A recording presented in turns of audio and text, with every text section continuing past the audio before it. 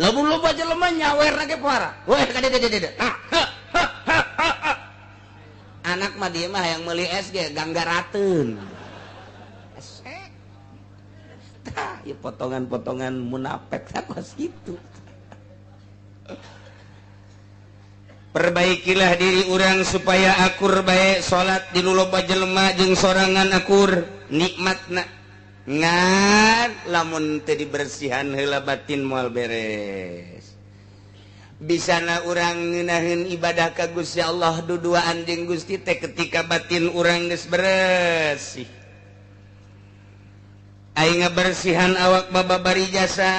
kulit urang aya teh kotokan gegeuraan bae harita keneh kumaha lantaran besi kaambeueun ku batur oge sorangan ge teu betah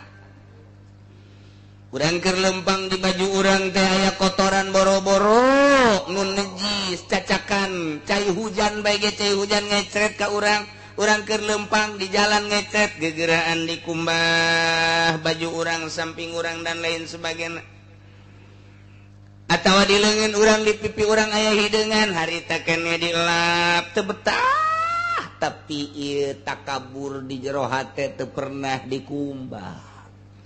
hasud nu aya di jero hate teu pernah dibersihan ria nu aya di jero hate teu pernah we ku urang teh diomean datang ka paehnya na kos kitu bae moal aya ngeunah ibadah ka Gusti Allah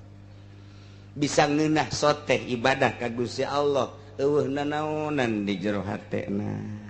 hiji we Allah sedengkeun cek Gusti Allah aing nyieun hate moal bisa diteundeun ku dua perkara lamun sia cinta dunia ka aing teu cinta mun sia cinta ka aing ka dunia teu cinta berarti moal bisa nya cinta ka aing nya cinta dunia moal bisa akhrij hubbad dunya min qabl bida keluarkan cinta dunia di jero hati anjeun fa inni la ajma'u hubbi wa hubbad dunya fi qalbin wahidin kaula moal ngumpulkeun cinta ka kaula jeung cinta dunia di jero hate hiji hate nya cinta dunia nya cinta ka Allah moal bisa berarti di jero urang di jero hate urang merenungkeun aya sia awak cinta teu ka sawah cinta ka mobil resep cinta tante resep ai cinta jeung resep oh eta gane ai ka motor resep eta nu mentak datang ka ngridit ge ku resep eta berarti siapa lo bakal resep jasa ka resep berarti teu cinta ka Allah teu cinta teh ka Allah kajeun teuing ngomong cinta sungut doang jadi kurang kadeuleu dina praktekanana praktekna nah bari awak aya cinta ka Allah cinta ai kadang dia henteu mantak teu boga henteu cinta ka dunia kunaon mobil teu boga motor teu bogana emang sia cinta apa teu boga eta mah bohong tak kayak kitu teh tama ka Allah henteu ka dunia henteu tungtung nama henteu gen eueuh cinta bae mungkin tafakur ngaranna dek datang ka ira atuh cia cinta dunia aju atuh ulah dagang bae lain ulah dagang ulah resep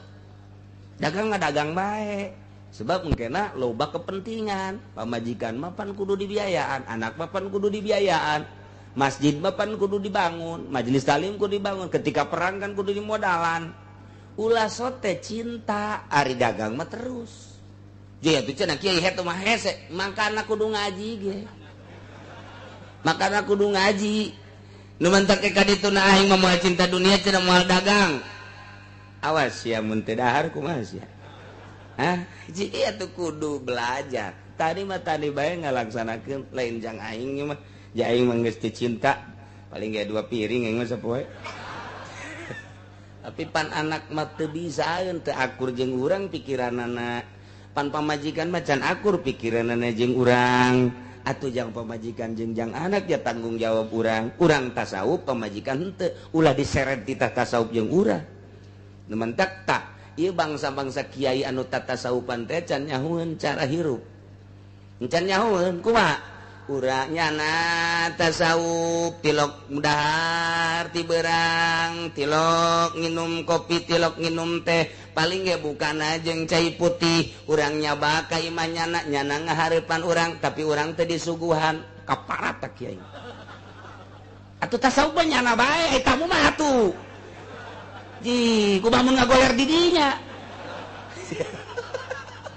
teu make otak kata kiai kos kitu. Jakang jeung Nabi ge jago puasa, jakang jeung Nabi ge jago zuhud pangjuhudam moal aya tanding ka Kangjeng Nabi. Ketika aya tamu suguhan. Tamu mah tamunya namanya na. Geus nya mah deuk puasa mah enggak. Nek teu ngadahar sangu los, tapi ketika aya tamu tanya, geus dahar tan jan. Encan sarua. Sial cak tamu teh sudah teu.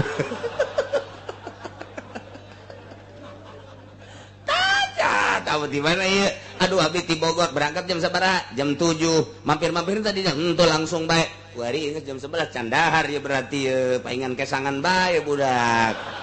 Nah tuh ayana. Tamanya nama puasa los. Nyana mah teu ngadahar sangu los. Tamu mah Allah tah suguhan. Lamun moal nyanana ulah karep nyanana di gunung bae. Nyanana atau di kamar bae keur holwah teu kapanggih geus teh disuguhan ge nyana keur holwah ai kitu mah nyanana datang ka dinya sasalaman ngobrol ai tamu teh bere cai-cai acan tasawufna teu boga guru teu maka jeung gogoman suguhan tamu mah selos jang sia aing mah henteu aing mah teu keur puasa ieu aing mah teu emang tilok ngadarep we kos kitu ieu jeung temen teungeunna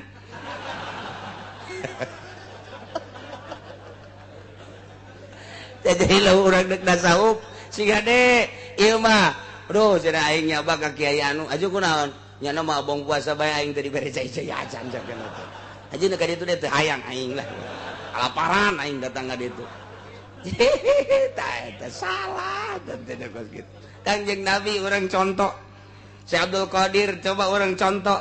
unggal poe nyana puasa daharna ge geus saeutik jasanya nama kadang-kadang teu dahar ketika aya tamu disuguhan tingali dina manakibna jang susuguhna ge daging sabaraha sangu sabaraha nu beuki sangu nu beuki roti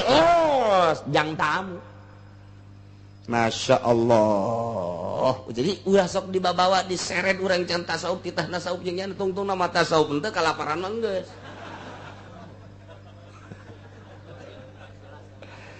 ya Allah ya Rabbi. Nah iya Kangjeng Nabi ketika diangkat jadi Rasul nyada dakwah para jamaah cek Kangjeng Nabi wahai ahli Mekah wahai ahli Quraisy wahai kaum Qusay wahai kitu ahli-ahli Mekah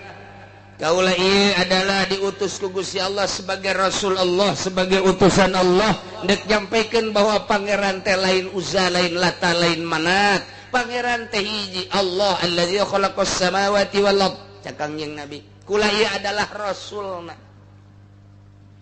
uyang ingatnya Muhammad cak Abu Jahal ai urang teu percaya punnya nama tilok bohong tapi pan kuari berita teh asa ku galedeg bae pan aing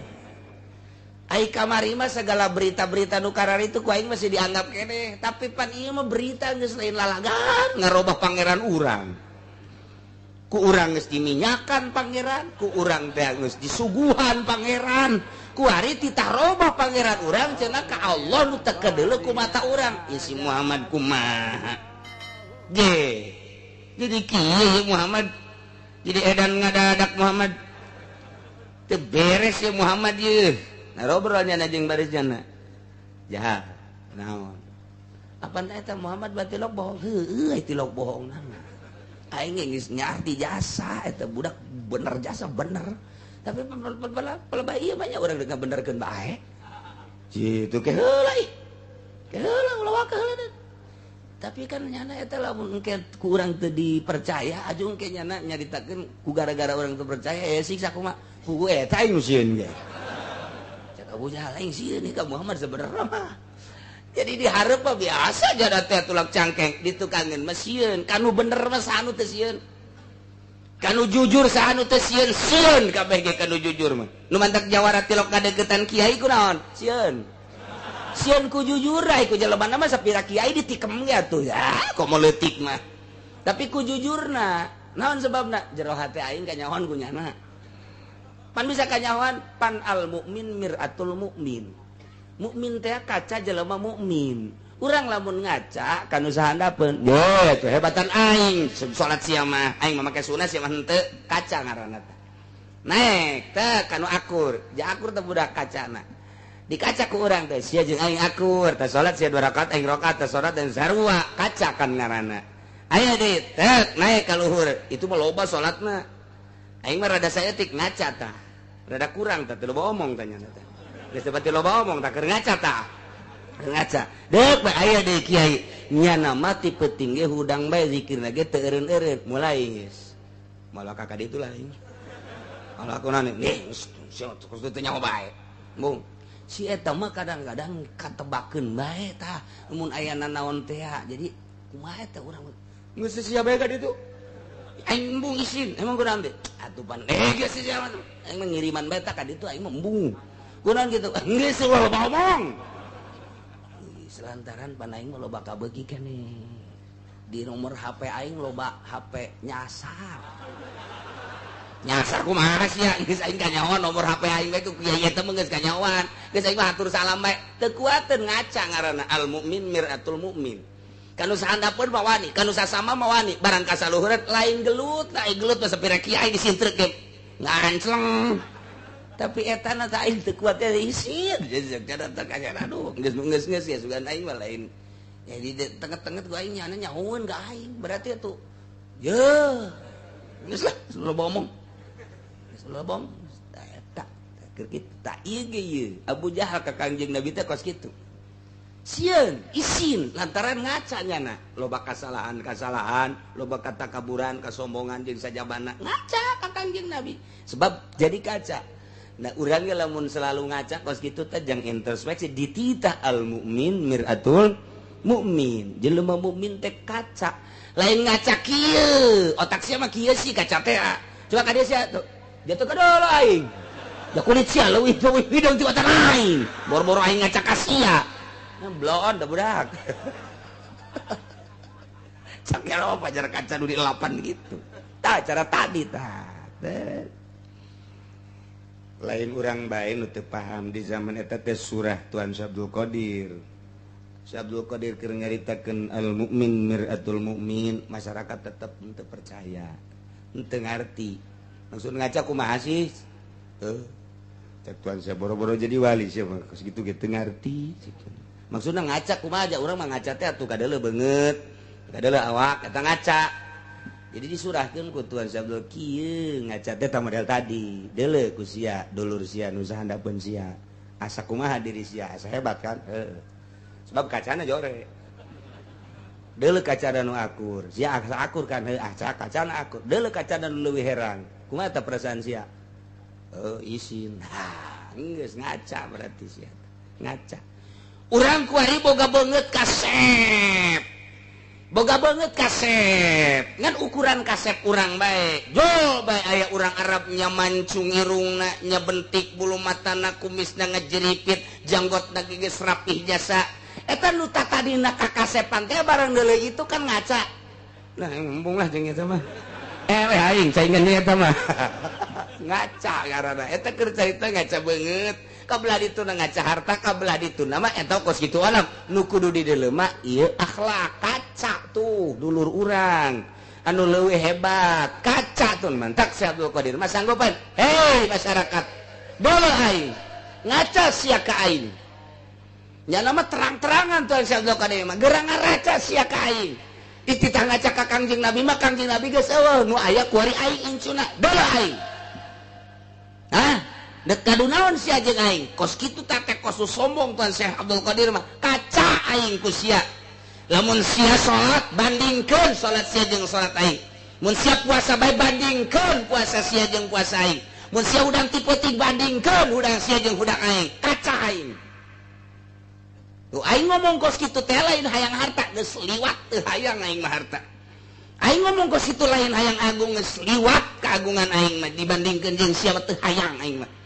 aing teh hayang mulia liwat aing mah artina liwat geus dinolkeun teu hayang dunia teu hayang agung teu hayang mulia hiji nu dipake ka hayang ku aing mah Allah kaca aing ku sia karak jelema tararungkul kabeh kitulah kakutuban Tuan Syekh Abdul Qadir Al Jailani qaddasallahu sirrahul aziz. Nah ye cek Abu Jahal teh cek Abu Jahal ngomong kieu Muhammad ai kamari masih ngomong kieu kitu ge aing percaya tapi pelebah ngaganti pangeran make lain kehelanan ke aing masih pakai perhitungan gini ulah sasablakna sunggut sia sebab sia lamun pindah pangeran kuarikaan la khalaqus samawati wal ard ninggalkeun usah jeung lata ieu pangeran urang deuk dikamanakeun sakjana pangeran urang ieu waduh geus diminyakan geus dipuput geus dipandian deuk dikamanakeun ka pangeran kos tu bener tapi ondo eta ngomong artinya pangeran ya Allah leuwih ti orok sama pangeran lain mandian urang endahan dipandian sama pangeran tetep cak Abu Jahal mainnya urang waduh pangeran ulah dihina Kangjeng Nabi ku Abu Jahal awas ya Muhammad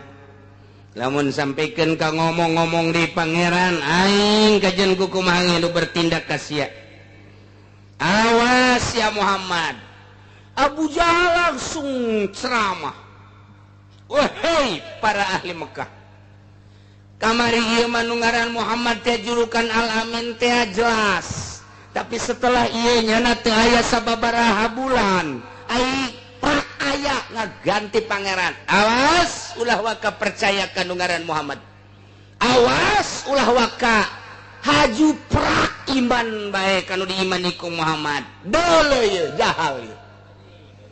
deuleu ye embah maraneh kabehan hayang naon maneh kebutuhan datang ka embah ka dieu ulah nuturkeun Muhammad awas watu masyarakat manggeus kukumaha ge asal dibere beas bae asal dibere roti bae asal dibere duit bae geus bae kos pencalonan lurah teh nyaho bener teh nyaho salah pokona asal dibere duit siap kadituna kaduhung nu aya pencalonan bupati asal dibere duit bae pilih kaduhung nu aya jeung urusan negara emang meureun eta wawatak nu kuari teh akur jeung wawatak kaum Abu Jahal alhamdulillah ya Rabbil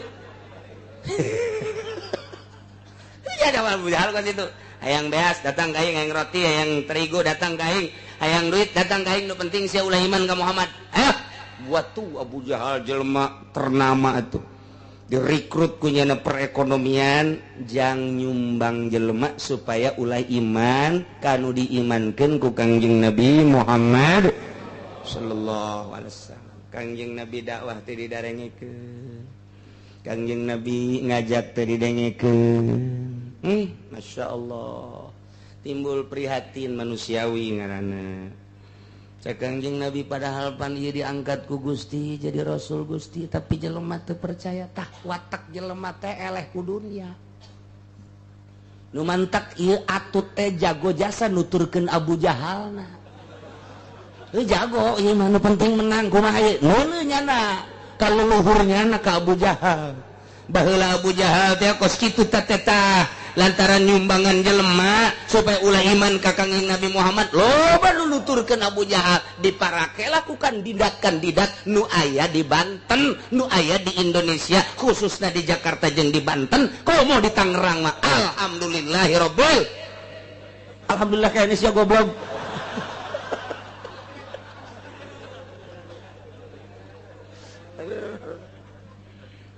jadi orang lamun maca sejarah kabaca kabeh kita kos kitu tah ya Allah ya Rabbi kamari supermi dibere-bere sabaraha ngaku atuh sia tuh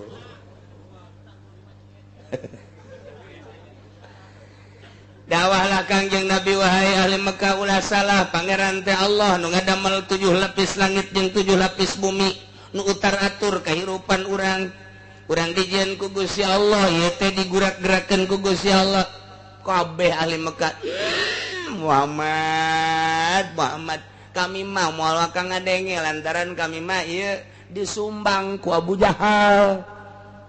Waduh, cik Kangjeng Nabi poharam. Dawah deui ka belah kidul sarua. Dawah ke belah wetan sarua, dawah ke belah kidul ke kulon sarua, ke belah kaler sarua bae. Terus bae Kangjeng Nabi eueuh nu ngadengekeun teh ngan sakadar jelema-jelema tertentu pamajikanana Siti Khadijah nu ngadenge teh. Sayyidina Ali aloku anjeun nu ngadenge teh, tokohna Sayyidina Abu Bakar nu ngadenge teh, Sayyidina Umar mah geus kakerot bae, teh Muhammad macem-macem bae. Teh Sayyidina Umar panjawara Sayyidina Umar. Aya bae segala pangeran segala naon. Lah, hirup geus judi mabok kitu bae cek Sayyidina Umar. Ka pangeran-pangeran. Eta Sayyidina Umar mah kos kitu. Aya dulurna nu awewe asup Islam. Sia ku aing seret cek Sayyidina Umar. Segala asup Islam segala naon. Sayyidina Umar galak jasa. Galak jasa, Masya Allah. Das, boleh segedekeun. Muhammad ngaco. Umar eta. Waktu didukung Abu Jahal ku Sayyidina Umar, didukung ku Abu Sufyan, didukung ku tokoh-tokoh tegar Abu Jahal teh. Gas Abu Jahal, sok kan masyarakat geus bae momoy ulah kena iman ka Muhammad. Nah, Kangjeng Nabi sedih prihatin. Ya teh Rasul diangkat jadi rasul ku Gusti tapi dakwah teu daraekeun, sedih Kangjeng Nabi teh. Sugan teh mah begitu diangkat jadi rasul dakwah haju daraekeun jelema henteu.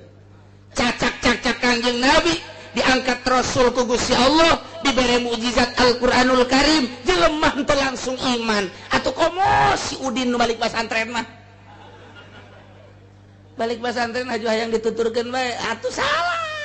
Diri sorangan heula masjid bersihan amparkeun salat duha ulah yang kadeuleu ka Gusti Allah maca Quran bae ke sabulan 2 bulan 3 bulan ke masyarakat je eta si budak anu sok di masjid bae eta urang nu karak balik nasantren ji jagetol teu boga pagawean pan nya mangan ngaji bae ji urang ngaraji yuk kanyana yuk mulai tah curang ngaraji kanyana mulai din sia iya bagus atuh boga pagawean nya atuh kula mandeg pagaweanan susupira ulah ngabersihan masjid ngompa bae ge ngabersihan masjid baiklah kula mah ibadah ka Gusti Allah sia pasantren sabaraha kebal atuh lanyakeun kebelna ja asana ti harita teh ya can kumisan ajo atuh ku hari mah atuh kahandap-handap geus wisan ya. Geus kebal berarti sia pasantren. Kieu bae tuh din, gori kumaha lamun sia magahan ngaji di musajen bae lah, jangan musajen ge bisaeun kitu heula tah. Tawadu ngaran. Henteu.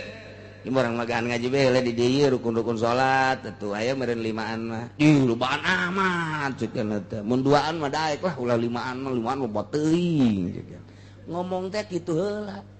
Ieu mah datang-datang nongkrong bae wauh encan naon encan. Encan kadeuleu akhlakna ku masyarakat nyana bersepentah henteu ka salat. Nyana bener tah henteu pembohong apa lain, beusi aya duit sholawat nyimpang tah henteu. Can kanyahoan geus ngajakan ngaji atuh embungin masyarakat ge. Ulah ngajakan ngaji ka masyarakatna, tembongkeun heula jati diri. Lamun urang geus jadi madu pasti sireum daratan. Geus jadi gula sireum daratan. Mun jadi jajamu budak leutik pangheulana kabur. Pahit cakena teh mah. Atuh kitu heula. Jadi santri. Aju memeh aya santri geus ngabangun heula 2 tingkat. Wah, asana ieu mah pipeternakeun ayam ya. Dipeternakeun gajen ku kumaha ge. Lain kitu didikan salaf mah. Datang ka imah, tembongkeun diri urang jati diri ibadah ka Gusti Allah. Eueuh nu ngaji maca Quran, nyeun bae pondok tihang awi, leutik mah hiduaneun. Engke datang urang dinya, eta jangan eta lah beusi anu ngendong we di dieu. Tuh, sederhana. Tapi pasti. Sederhana tapi pasti karana kos kitu. Datang kolotna ieu lah teh nu ngaji amil di dieu tah. Ieu atuh betaheun teh moal atuh coba doakeun supaya betah geus atuh tadi dinya tah. Tuh mulai 1 2 3 pagahan beneran kunyana. tuh geus aya takwari mah 5 geus teu mahi teu kudu minta bantuan ka bupati ka camat ka lurah duit lu aya gunakeun heula bego sapira meuli awi opat deui da panjangan ieu ku aing ka dieu ieu make hateup ka dinya tah set beres ke aya deui ke kakarak geus aya 50 santri aya nu sugih ka dinya ceng sia magan ngaji bangunna ku tegep ieu lah sategep-tegepna kula bae ieu pondokna rombeng dibangunkeun nya ku mangajinya ih mangaji ge resep keneh kan ka dunia ulah sok bungan bangun nu batur lah heulanan henteu mangaji mah ieu mah atuh neangan bae tuh eta hebat kan bahasa teh ngeunaheun kan udek ngabangun ge nah ieu mah atuh aya mangaji leuwih mah teu heuh mangaji mah aya leuwih mencan ngan ieu tuh hayang bae jang pi akhirat oh geus kadinya pikiran mangaji heuh geus atuh malah mah 2 tingkat atuh Pak Haji ngan senang hate lantaran Ki Haji nage teu kapaksa sebab lawan pikiranna geus jang ka akhirat geus teu kapaksa coba urang nyen proposal naon teh budak pondok pesantren bener teh itu budak ngajina can puguh nyumbang geus bener henteu padahal mah nyumbang lah 4 selebe 200 sia jasapan itu salah urangna salah jelema keur neangan duniana dipake ka hayang kurang atau ngamuk ulah waka heulanan tenang bae engke ge nu sugih teh jasa ruah agama nami Islam geus ditoe mah ku Gusti Allah ji di lembur aing ieu budak magahan ngaji rame ieu sok aya marhaba pondokna bocor teh budak tah je kentengna dibeuli bae kitu ku aing kena kahujanan atuh geus atuh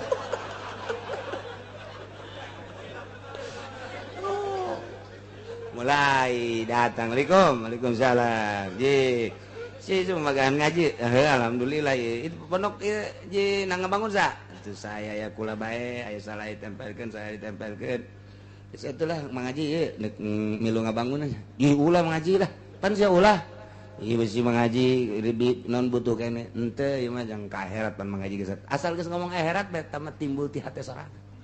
asal geus ngomong akhirat bae timbul ti hate sorangan proposal mah geus datang di teu pernah aya tapi lamun geus pikiran ka akhirat tah kentengna tanggung jawab Mang Haji tanggung jawab geus tah tah eta tah can dicetnya dicet ku Mang Haji geus tah ieu tah tah naon tah geus kitu ai geus ka akhirat tah teu mah geus jalan lagi tuh kos salat bae kumaha nyana enggak akhirat mah yang 4 rakaat selesai yang 5 yang 2 tuh kumaha nyana nyumbang ge kos kitu kene Masya Allah nah jati diri santri heula ulah sok haju neangan proposal komotan cek Tuan Si Abdul Qadir mah kabatalan Kiai Salap ketika datang ila abwabis salatin ketika datang ka lawang-lawang sultan ka camat ka lurah ka bupati batal jadi kiaina engkena boga bangunan doang moal didengekeun ilmu Allahna eta cek Tuan Si Abdul Qadir batak tinggal dituturkeun bae kurang dihadiahan kudu izin ka Tuan Si Abdul Qadir mata kiai lu sok nal menyebarkan proposal teu izin ka Tuan Syekh Abdul Qadir teh kos kitu dihadiahan ongkoh tapi izin henteu boon teh kiai ulah geus bae aceuna eueuh nu nyumbang ya tuh geus sakitu ayana paket heula tauhid ku urang dihareupeun Allah nah Kangjeng Nabi teh manusia prihatin lantaran dakwahna dibohongkeun lain bae Abu Jahal Abu Sufyan jeung Abu Nulaina bahkan seluruh masyarakat geus diomongan bahkan disumbang ku Abu Jahal kita ngabohongkeun Muhammad Kangjeng Nabi kan manusia tetep bae ketika dibohongkeun mah ngerenyed hatena sedih aya kasedih Kangjeng Nabi kadang-kadang ngurucut cai mata sedih dibohongkeun ku masyarakat cek Kangjeng Nabi boro-boro sadunya cacak-cacak di Mekah ge ieu geus dibohongkeun sepoe 2 poe 3 poe 5 poe terus datang ka saminggu datang ka sabulan masih keneh dibohongkeun sedih Kangjeng Nabi ta ieu turun ayat malaikat Jibril mawati Gusti Allah Jibril sampaikan ka Muhammad lantaran Muhammad Rasul aing teh keur boga kasedih sampaikan gara Jibril disampaikan ku malaikat Jibril ieulah ayatna nu ku urang dibaca qad na'lamu innahu la yahzunuka allazi yaqulun nyata jelas aing nu agung cek Gusti Allah nyaho jasa sanyanya kalakuan yakin ucapan-ucapan Quran kupar-kupar ucapan-ucapan kupar bentuk ngabohongkeun ka anjeun teh geus ngajadikeun sedih ka anjeun Muhammad kasedih anjeun teh ku dibohongkeun ku kala kapirin-kapirin dipimpin ku Abu Jahal aing nyaho cak Allah tuh mentek ieu aya teh ngabeberah nenangkeun Kangjeng Nabi supaya Kangjeng Nabi tenang ulah loba pikiran ka dieu ka ditu ye Muhammad fa innahum la yukadzibunaka eta kafirin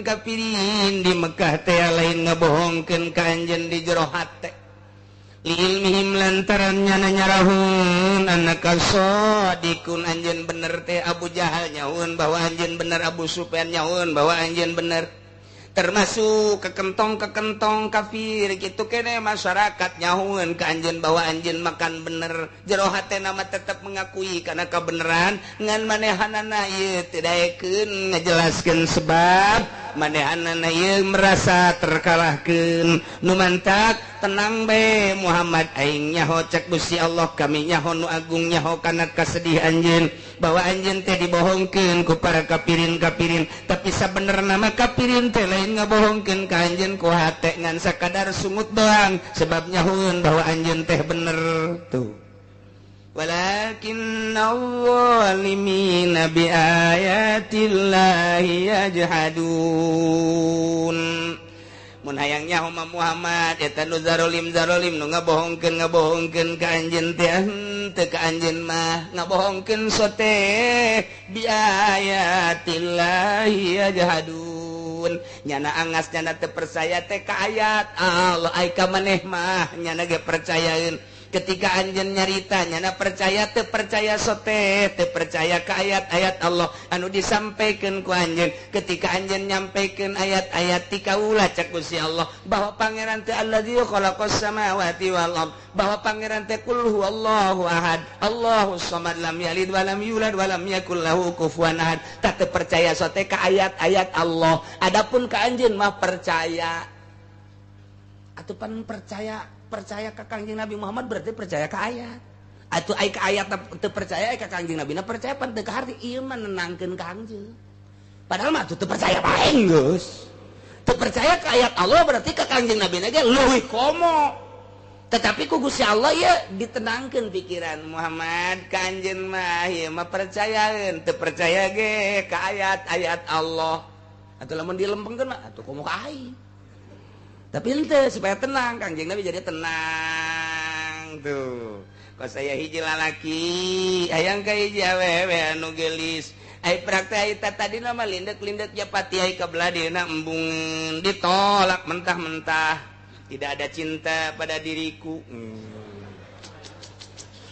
waduh barang dijelet dari surat nanti yang ispohara jasa etapannya ngalentuk bae terus bae tengen dahar tengen asare aya babaturan aya kunaon ngalamun meta deuleu surat barang di deuleu suratna bener bae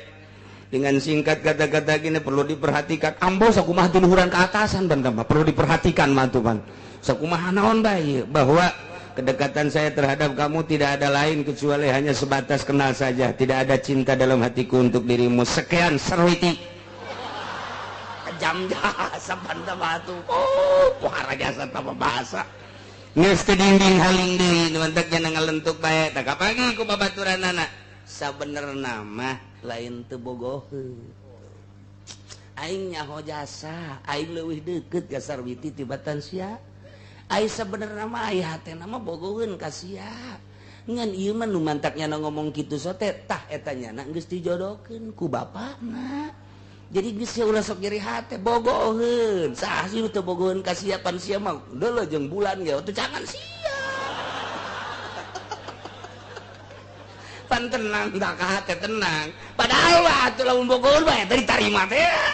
tapi pan nasihat gelang lain teu bogoheun ka sia mah atuh pan buktina awe-awe nu itu ge kan barogoheun ka sia eta mah ku sebabnya na geus dijawabkeun eta teh mah urusan bapana kan teh mah ka ditu hak peto bapa teh mah geus eta teh mah sadar we oh kitu ja atuh aing leuwih nyaho ye bogoheun ge sok ngomong-ngomongkeun sia bae padahal mau ngomongkeun teu bogoh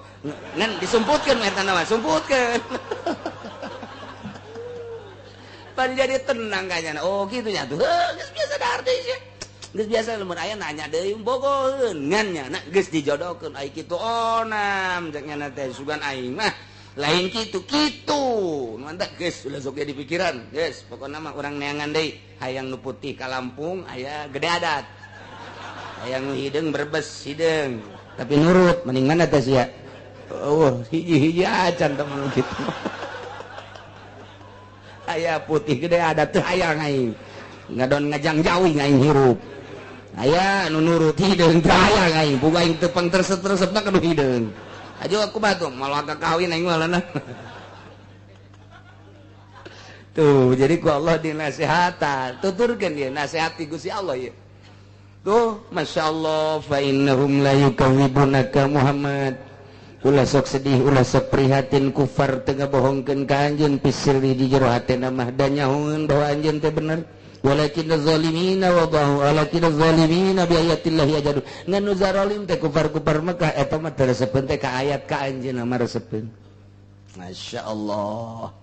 lamun cek ahli bilagah mah teh wal muzhar maudi al mudmar iltifat ngaranna sebab di ditu nama la yazunuka allazi yaquluna fa innahum la yukadzibunak dhamir kunaon tu kablah dina dizahirkeun walakinnaz zalimina biayatillahi yajhadun kudu nama walakinnahum biayatillahi yajhadun tina walakinnahum dipikeun humna dhamir ditendeunan walakinnaz zalimina Teta eta ngaranna iltifat wal iltifatu wa wal intiqalu min badil asali bi ila badin qaumin mual sambarangan di mana-mana ngagantikeun kudu aya rahasia. Naon rahasiana? Rahasiana ngabangetkeun ka kupar-kupar Mekah lantaran tadi mah bahasana ge kupar Mekah berarti kupar Mekah teh ieu sangat nganiaya ka Kangjeng Nabi melalui pembohongan zalimna ka binabina geus ku sangat-sangatna dizahirkeun ku ari walakinnaz zalimin eta keneh kufar nu banget zalim ka Kangjeng Nabi tuh walaqad kuzibat rusulun min qablika fasabaru ala ma kuzibu Jibril bejakeun ka Muhammad lain Muhammad bae nu dibohongkeun ku kaumna nyata jelas kudzibat rusulun rasul-rasul nu baraheula ge Kangjeng Nabi Musa, Kangjeng Nabi Isa, Kangjeng Nabi Harun, Kangjeng Nabi Sulaiman, Kangjeng Nabi Daud, Kangjeng Nabi Ibrahim, nenek moyang bapa moyang baheula tetep kudzibat rusulun min qablik. Sanjan anjeun Muhammad tetep rasul-rasul nu baheula ge horenganan dibarohongkeun. Nu mantap Kangjeng Nabi Yunus datang ka mabur bae ge lantaran dibohongkeun ku kaumna. Nu mantap Kangjeng Nabi Sulaiman haju ku Gusti Allah kitu diturunkeun heula darajatna eta tadina dibohongkeun ku masyarakatna. Nu mantap Kangjeng Nabi Daud Kangjeng kabeh Kangjeng Nabi Musa datang ke kuara dibohongkeun heula ku kaumna. Jadi cerita-cerita Rasul teh teu datang ka jaya bae dideuleuh heula perjuangan anak Muhammad rasul-rasul nu baheula ge tetep bae dibarohongkeun heula ku kaumna ke mun dideuleuh perjuangan anu mantep kakarak ujung-ujungna arariman. Mantak tenang bae Muhammad kakarak sakitu mah yeuh walaqad kudzibat rusulun geus dibarohongkeun rasul-rasul nu baraheula min qablika memeh anjeun ieu teh nenangkeun ka Kangjeng Nabi tapi rasul-rasul nu baheula teh terus bae dakwah fasbaru ala ma kudzibu salalabar kana pembohongan bahkan lain sakadar sakitu wa ulu dianiaya teu saetik nabi-nabi rasul-rasul nu dianiaya ku para kaum-kaumna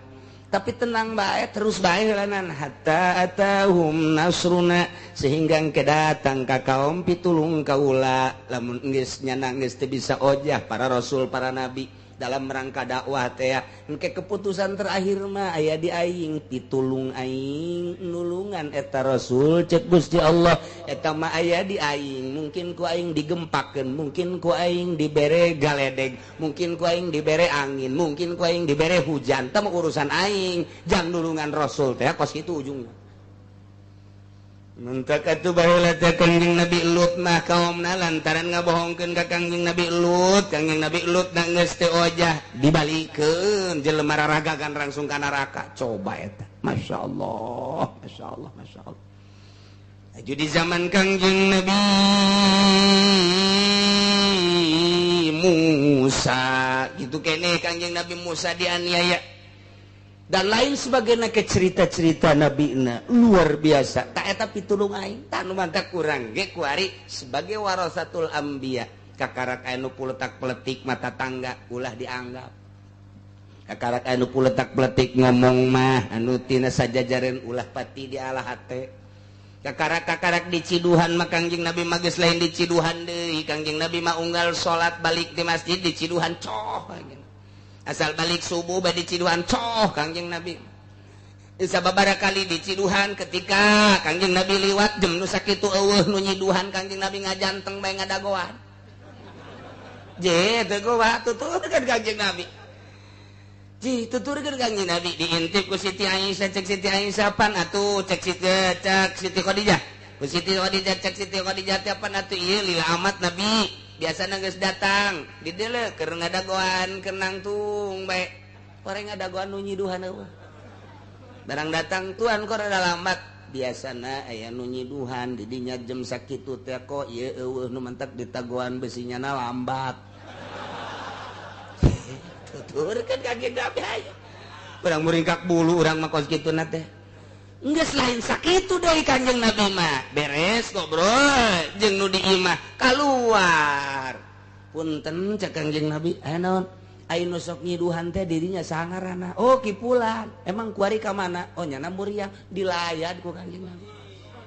dilayat ku Kangjeng Nabi Waalaikumsalam oh Muhammad aya naon lain biasana kula sok diciduhan ieu aduh hampura sakieu hampura aduh kula ieu keur muriang panas tuh izin amat Muhammad wah kula mandek iman baik aja asyhadu an la ilaha illallah wa asyhadu annaka Muhammadan Rasulullah bu Muhammad horenganan eta istiqomah jasa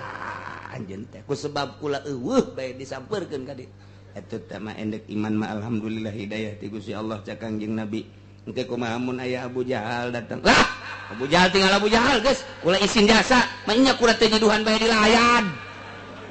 pas kitu urang mah mantep jasa urang aya nu ngomongkeun bae ge saha eta nu ngomongkeun aing hah diteluh sia ku aing nya kiai leuh tuh gas urang diundang ariung ka tetangga aya si anu moal aing moal datang ka dieu emang urang aya si eta satungtung aya si eta aing moal atuh ngagedean mah masalah Kangjeng Nabi mah diciduhan dilayatnya nama diomongkeun doang teu datang-datang acan geus pepisahan deuk kumaha deuk jadi panutanana kudu nama datang ka dinya biasa ngomongkeun deui alhamdulillah atuh sapa ku urang langsung ku urang sopanan geus geunaheun ya Allah ya Rabbi geus ditata ku Kangjeng Nabi contoheun urang uswatun hasanah unggal maulid uswatun tapi dek irahan nuturkeunana urang tuh ya Allah wala mubaddila li kalimatillah teu aya nu bisa ngagantian kana ketentuan Allah kana janji-janji Allah lamun Allah geus dek nulungan dek dirusak ku gempa dek dirusak ku angin dek dirusak ku hujan ku banjir dan lain sebagainya saha nu neuk bisa ngagantian la mubaddila li kalimatillah walaqad ja'aka yakin geus datang ka anjeun min nabail mursalin berita-berita mursalin anu bakal nenangkeun ka hate anjeun geus Muhammad kuari mah tenang bae ulah sok haju sedih ulah prihatin kakarak dibohongkeun sakitu nu baraheula mah leuwih ti kitu kakarak timbul tenang ka Kangjeng Nabi mudah-mudahan urang kabehan bisa nyontok ka Kangjeng Nabi bisa nurutan Kangjeng Nabi bisa nganut ka Kangjeng Nabi sehingga urang diaku sebagai umat Kangjeng Nabi di akhirat jaga urang disyafaatan ku Kangjeng Nabi urang di barokati umil Quran Al-Fatihah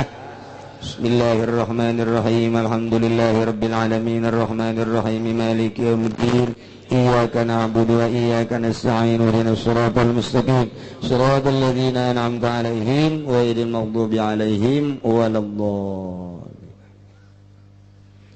Bismillahirrahmanirrahim. Wa qala ghairuhu lan ngucap sapa lian khalifah tawallah hamlar wausi nanggung hamila tawallah ngarapawa ing nanggung sirah Sayyidina Hasan sapaki Bashar ibn Malik wa dakhala lan manjing ya Bashar bihi kalawan ngagawarasi Ali ibn Ziyad ngatas ibn Ziyad wa huwa lan watawi ya Bashar ya gulu iku ngajab ya Bashar hada syarang ikila ikisiran Pagodiba maka bendu sapa Ibnu Ziyad min qawli saking ucapan ya Bashar wa gulalan ucapan Ibnu Ziyad ing lapan ta'idha alimta maka tatkala waruh sira annahu ing satuhune iya husan kazalika iku mangkana khairan nas Lima kata maka kenapa mata ini sirah ing husan wallahi supatausan demi Allah lanil tamini khairan abadan para mereka sira saking husan ing kebajikan dan salawasat wala alhakan maka lan yati bakal nemakan temenan isun kaing sirabihi kalaan husan summa kadimahu kari-kari temeka ya Ibnu Ziyad ing Bashar padaraba maka muka ya Ibnu Ziyad untuk kau ing gulune ya Bashar wa qala tabulan ngucap sapa setengah ulama ina Yazid bin Muawiyah ing satun Yazid bin Muawiyah wa ikut Yazid alladzi qatala kang mateni waladi qatila Husain ingkang ngabunuh ing Sidina Husain. Kurang lamun nyaritakeun Sayyidina Husain berarti inget ka Karbala. Alhamdulillah kaula geus nyaba ka makom Sayyidina Husain ka Karbala. Masyaallah. Hese nyaritakeunana keindahan Karbala. Keindahan kitu makom Sayyidina Husain keindahan bangunan-bangunan nu ditaretes ku mutiara-mutiara parijeng arsitekna anu luar biasa cakepna hebatna keagungan Sayyidina Husain secara batin dalam rangka memperjuangkan agama anu haju dicacag-cacag haju dibentukeun kuburan di dinya zahirna mulya batinna mah leuwih mulya zahirna ku ari pohara jasa dimumule ku urang Iran Karbala ayana di penungtungan Irak Iran ta eta teangan haju leuwih urang ditu mah datang ka makom Sayyidina Husain di lawangna bae lawang nangis diciuman sujud diletakkan diciuman terus datang ke jero makamna ge nu teu cerik-cerik kabeh bahkan aya peragaan kitu duka terhadap Sayyidina Husain ta ieu teh aya jadama dipeupuhan dada teh dipupuhan jadi aya hiji babacaan di Iran anu mengenang karena kedukaan tertinggal Sayyidina Husain dibunuhna Sayyidina Husain jadi nyana teh ieu tah kadu bandeng dudak dada bahkan lamun haul Sayyidina Husain 10 Asyura tah ieu dibocoran datang ka kaluar getih ratusan ribu manusia ketika haul Sayyidina Husain antara Irak jeung Iran berbagai negara nu darareukeut Syriana Jordana terus di Mesir daratang ka dinya lempang ratusan juta manusia eta mah makom Sayyidina Husain geus pohara jasa padahal dina thariqah teh Kangjeng Nabi Allah ngawurukan malaikat Jibril kita ngawurukan Kangjeng Nabi malaikat Jibril diwurukan ku Kangjeng Nabi ngawurukan Sayyidina Ali ngawurukan Sayyidina Husain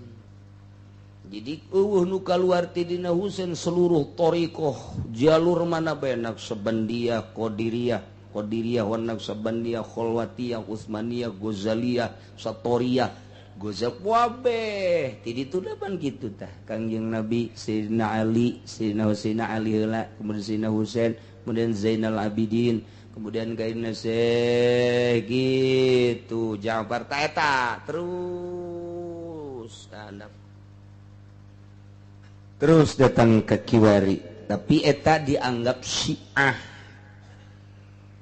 jadi Syiah eta orang mencarita Syiah eta teh tiba heula ge ayangan Syiahna lain Syiah nu ihda asyara Syiah anu kuaripan nu salah ge Syiah anu fikihna Ja'fariyah ai Syiah nu baheula mah Syiah golongan Husain eta mah atuh Sunni nah Syiah nu kuari anu berpanta menjadi 11 panta ieulah anu henteu diakui ku ahli sunnah wal jamaah ieu keur carita urang wallahu alam ke di akhirat mah nyanggakeun ka Gusti Allah urang mah tetep bae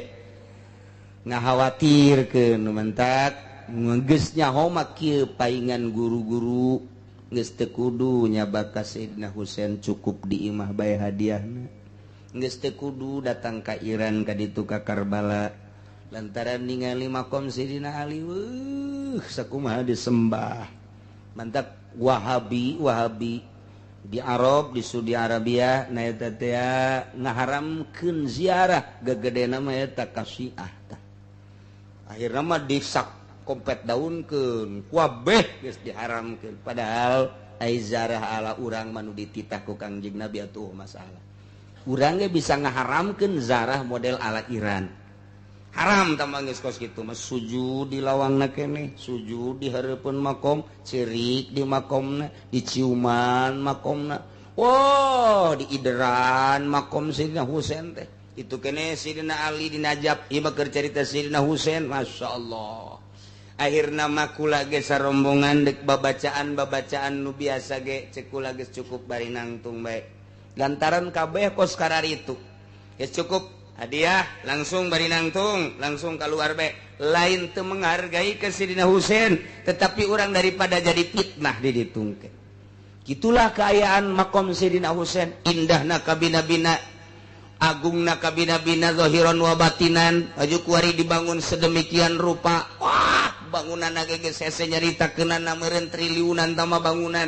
lantaran ditaretes kemudian handap lagi hese nyaritakeunana beungeus lah iyalah Sayyidina Husain bahkan disebut nage ieu haram ku urang ditu mah geus ibadah haji na Syiah adalah ka makom Sayyidina Husain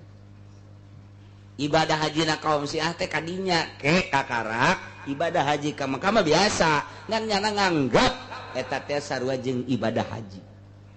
puluhan ribu unggal peting terus-terusan unggal poe unggal peting tamang geus moal sepi-sepi di kuburan Sayyidina Husain mah kuburan anu terus-terusan dikunjungi ribuan manusia tilu hiji kuburan Abu Ali Ridho nomor kedua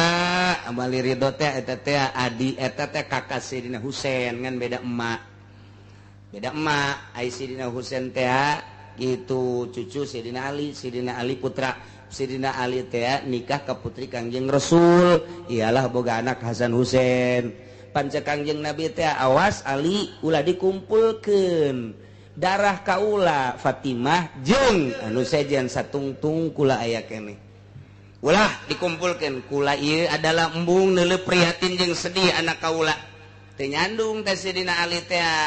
begitu Siti Fatimah maot kawin deui ka Sayyidina Ali boga anak lah ngaranna Abul Fadl Abbas kunyahna ti Abul Fadl geus adik kakak Sayyidina Husain jeung Abul Abbas eta teh Abul Abbas tah disebut Abul Fadl ieu adalah adikna lantaran Sayyidina Husain mah ti heula kuburanna masyaallah hiji makom Sayyidina Husain puluhan ribu dua Abul Fadl luar biasa Abul Abbas emang tidinya katilu ngan misah kuburanana misah embungnya dihijikeun nu mantak embung dihijikeun isin waktu perang manehanana gitu haus dahaga begitu haus dahaga anu luar biasa nyanalah anu bertindak neangan cai mawat wadah tadi naik kuda begitu datang ke Sungai Tigris. Jadi itu orang Sungai Tigris kamari ge ningali Tigris teh. Terus langsung turun, saenggeusna turun terus nganyangin encan nginum mawa cai nu mantak teu nginum nyana embung nyana teh seubeuh ti heula lantaran itu ge can nginum. Ahli-ahli Allah mah boga pikiran teh kos karitu lamun aing nginum aing seger batur aing mah keur cacalangapan kajen teuing bareng bae nginum. Coba teh angan di dieu nu boga pikiran kos kitu. Coba hiji bae henteu cenah nyana dahaga cai aya nyana nu ngala henteu kieu aing heula memeh batur henteu ge bareng nginumna di ais wadah langsung naik kuda kabeneran aya penjahat di dinya teh musuh dihadanglah ku musuh ieu leungeun nu keur nyekelan les ye nu keur nyekelan ditempas cap ku musuh potong leungeunna sakieu dicekel les ku leungeun kenca cai digegel ka dieu geus ieu geus keketepengan ngabelaan babaturan dulur anu hayang nginum nyanana encan nginum lantaran neuleuh basi keneh bisa langsung ditempas di kirina langsung make suku les make suku ieu dicekelak langsung ieu sungut ieu ngabelaan itu lantaran masih keneh bisa keneh bae dipanah ceger bae tah eta nyana terus kokorandangan cai mah datang ka dulurna nyanana maot. Gitulah memperjuangkan dalam rangka perang si Pinteakos kitu Masya Allah Karim. Iyalah Abul Fadl mantak di ditu teh cai teh dijadikeun lambang. Hiji panah, kedua cai ngolocor. Di hareupeun masjidna ge cai, di tengah-tengah kotana ge cai. Cai ge make wadah gitu ngulucur bae lantaran tah mun teu nyaho sejarahna dongengna urang bingung datang ka ditu ieu cai sing kolocor naon maksudna bapak sia dekat ditu teh nyaho dongeng-dongeng acan dongeng oh kos kitu bantak kula dongeng ditu seperti eta tah geus ngadongengkeun na ieulah lambangna cai nu mantak ku Gusti Allah langsung begitu maot manehanana disadiakeun sorga naon tah lain tindakan naona eta teta embung nginum matak dina kitab-kitab sufi dipuat embung nginum padahal cai aya sabab naon embung diri sorangan seger ai batur kahaus dahaga kajen teuing batur anu seger diri sorangan maka kajen teuing dahaga ge eta teh sufi kos kitu ari tasawuf kuari mah kajen teuing aing loba berkat batur maka kajen kalaparan ge tata tasawuf nu kuari teh kos karana itu bloonnya saya tak aduh Gusti atuh asa jasa urang nyaritakeun tasawuf isin jasa isin eueuh jang sorangan jang batur kabeh ngailah Sidina Husain langsung ceger ku Ki Basar potong huluna ditendang-tendang pakai bola awakna dicacak hatena diremes-remes Sidina Husain teh digeger sakumaha ngegelna hindun ka hate kitu Sidina Hamzah majikan Abu Jahal teh geus karengseun jasa ka Sidina Hamzah lantaran terbunuh Abu Jahal sebagai suamina di Badar di Uhud dihantam Sidina Hamzah ceger cacag 70 cacagan ceger-ceger korek ku si Hindun teh eta dadana berewek cokot hatena gegel dirames-rames ku gereget-geregetna ka Sidina Hamzah Kangjeng Nabi zahirna seperti kitu Hamzahna teu pernah nyahueun sebab memeh maot ruhna geus aya di sorga kula geus neuleuh Hamzah keur uncang-uncang di surga ieu cerita zahirna seperti eta Sayyidina Husain incu daripada Kangjeng Nabi diperlakukan seperti Sayyidina Hamzah tah ieulah wah geus acak-acakan awak nama inting-intingan tinggal huluna dipajang-pajang tas ditendang-tendang. Itulah memperjuangkan agama. Urang geus datang ka mana memperjuangkan agama. Geus datang ka mana urang coba. Kakarak saya tik diomongkeun leuh geus eureun. Kakarak teu menang berkat we eureun urang mah memperjuangkan agama teh urang mah ojol. Ojol urang mah tah. Ieu kos kieu Masya Allah. nah hulu nak numentak awakna Sayyidina Husain teh dikubur di Karbala baheula mah seungit terus-terusan ku ari ge seungit hese nyaritakeun seungit ngan meureun geus campur-campur jeung parfum ayeuna mah hiji Sayyidina Husain puluhan ribu bae dua Ali Ridho puluhan ribu bae tilu Sayyidina Ali tamu moal eureun datang ka irah ge ribuan manusia teh mah di dinya mah. Ya Allah ya Rabbi tah baheula mah teu bisa dongeng karing ge urang ngacaan kitab ku ari mah geus nyaho urang ka Najab geus nyaho ka Karbala horeng kos kitu jelema teh masyaallah pohara jasa ngahormat ka Sayyidina Ali ngahormat ka Ali Ridho ngahormat kitu ka Sayyidina Ali ka Sayyidina Husain geus pohara jasa disebut lagi haram-haram Sayyidina Ali disebut Masjidna Haram Sayyidina Husain disebutna haram Ali Ridho disebutna haram Ali Ridho geus sarua mempertahankan ahli sunnah wal jamaah mempertahankan sunni terbunuhnya di zaman Raja Harun Ar-Rasyid datang ka di penjaranya nama di jerotane ila Ali Ridho mantak makomna masyaallah ribuan puluhan ribu pengunjung unggal poe nah ieu ke cerita sirahna geus dicepakan-cepakan nah wa qala gairuhu cak salian khalifah nyaritakeun ngurus mamawa kana mawa sirah Sayyidina Husain Bashar bin Malik nu ngabunuhna Ki Bashar bin Malik dibabawa ku nyana asuplah nyana bari mamawa sirah Sayyidina Husain ka itu Ibnu Ziyad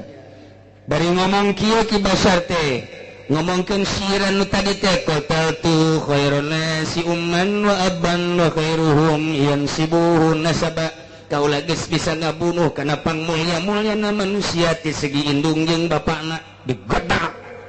ngomong kos kitu teh tah ku saya nu ngagedak Ibnu Ziyad hei siap goblok ngomong kos kitu Taida ayin tah anda kakana kadalik lamun nyaho eta pangbagus sa manusia segi bapa jeung indungna mun eta dianggap pangbagus sa manusia kalima kota tahu kurang dibunuh tuh sia goblok sia ngomong bae kharunas ka Sayyidina Husain tapi sia dibunuh wallahi demi Allah lan ieu teh moal diengkekeun deui sia ku aing tilukeun balesan aing lan ieu teh mini khairan masalamat tileungan aing sia salilana wala alhiqannaka disusul sia ku aing dibunuh sia ku aing langsung didatangan langsung penggal leherna ceger bae balasan Sayyidina Husain sia ku aing sia terbunuh sarua bae deh eta main bunuh-bunuhan perang teh kos kitu eta ya Allah urang mah memperebutkeun limbah perang teh sogot ieu sogot itu tah kos kitulah jadi sirahna ngagelenceng dua wari mah sirah Sayyidina Husain ngagelenceng sirah Ki Bashar nu ngabunuh ngagelenceng deui rasakeun sia cek badul ulama sanyana Yazid bin Muawiyah anu ngabunuh ka Sayyidina Husain nu ngabunuh Sayyidina Husain teh Ki Bashar nu ngabunuh teh lain Ibnu Ziyad cek sebagian ulama langsung nu ngabunuhna Yazid bin Muawiyah pan ieu teh perang antara kitu Sina Ali jeung Yazid jadi urang teh aya perang Jamal Siti Aisyah toba perang jeung Sayyidina Ali ijtihad aya deui perang Siffin mah ieu Karbala Sayyidina Muawiyah jeung Sayyidina Ali gitulah terus berkelanjutan ieu Yazid teh putra daripada Muawiyah sedengkeun Muawiyah teh sahabat Kangjeng Nabi nu mantak teu pernah dicaritakeun ku ulama motif perang ieu mah ieu lamun lain urang keur ngaji kieu mah ieu keur kabeneran carang nu ngadongengkeun nu mantak carang kunaon emang hese didongengkeun teu bararisa ieu keur carita nu nyaho ge dilarang guru kula di Garut ngalarang almarhum abah di dieu ulah terlalu didongengkeun lamun lain keur diaji carang pan di mana kiai nu ngadongengkeun keur mah teu bisa deui meureun carang ulah emang aya amanat beneran ulah sebab naon kadenge ku kafir berarti sahabat jeung sahabat perang minantu jeung indung perang teu nyaho motif dapat padahal motifna ijtihad pan nah ieu ge Sayyidina Muawiyah pan sahabat luar biasa perang Kanjeng Sayyidina Ali berlanjut Yazid putra daripada Muawiyah berlanjut jeung Sayyidina Husain putra daripada Sayyidina Ali nah nu mantak lamun urang lain keur ngaji mah kieu ye mau dibahas ku kula ge ieu mah ala kadar bae geus lah ieu mah rahasia bae nya engke bejakeun deui ka ditu atuh ke rangkumanana ku urang insyaallah dicaritakeun dirangkum ge mulai kumakan ieu mah hadis da petali jeung hadis ieu caritakeun petali jeung hadis ieu jadi pisah-pisah dongeng teh nah gitulah jadi Yazid bin Muawiyah lah anu ngabunuh ka pembunuh Sayyidina Husain nu ngabunuh Sayyidina Husain Bashar bin Malik dibunuh deui ku Yazid jelema geus luhur pangkatna bisa morosot ku gara-gara mio gara-gara apansa gangguan hirup loba disebut awaiq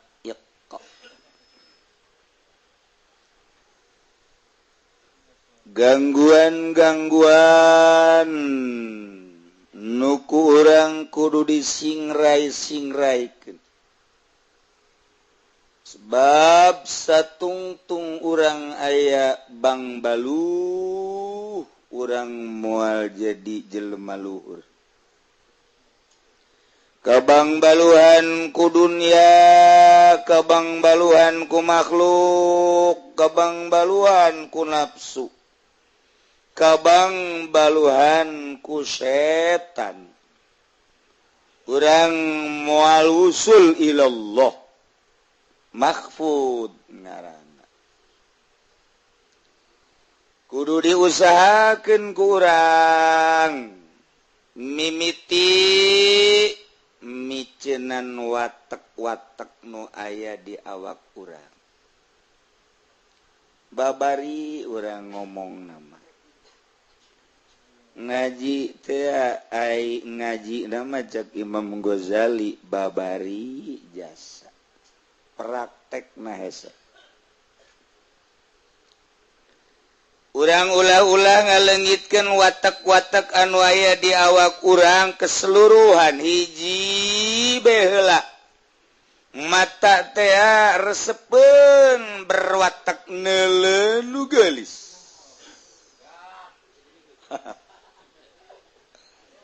hiji bae mata ku urang ditapaan teu bisa urang meureumkeun mata hiji eta ngaranna bang balu satungtung urang teu ngariadohan mata urang moal jadi wali duatang kang ngujur ngaler moal jadi wali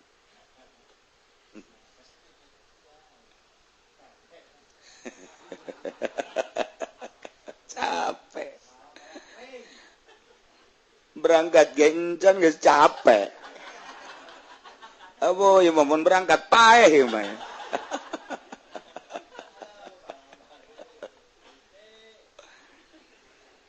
cili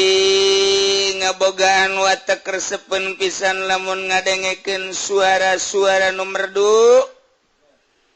teu kadele ku urang sisarwitina mah tapi suarana duh di balik tembok ada suara ngos-ngosan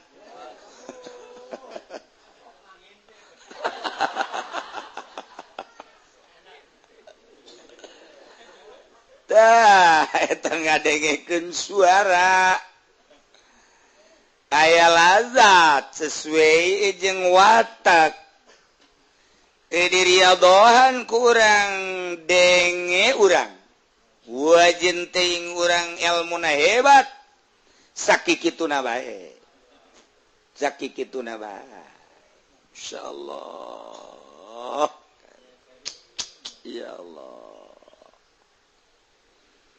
kitu kene irung kitu kene sungut kitu kene leungeun berwatek leungeun tersepeun jasa mun nyekel nu empuk-empuk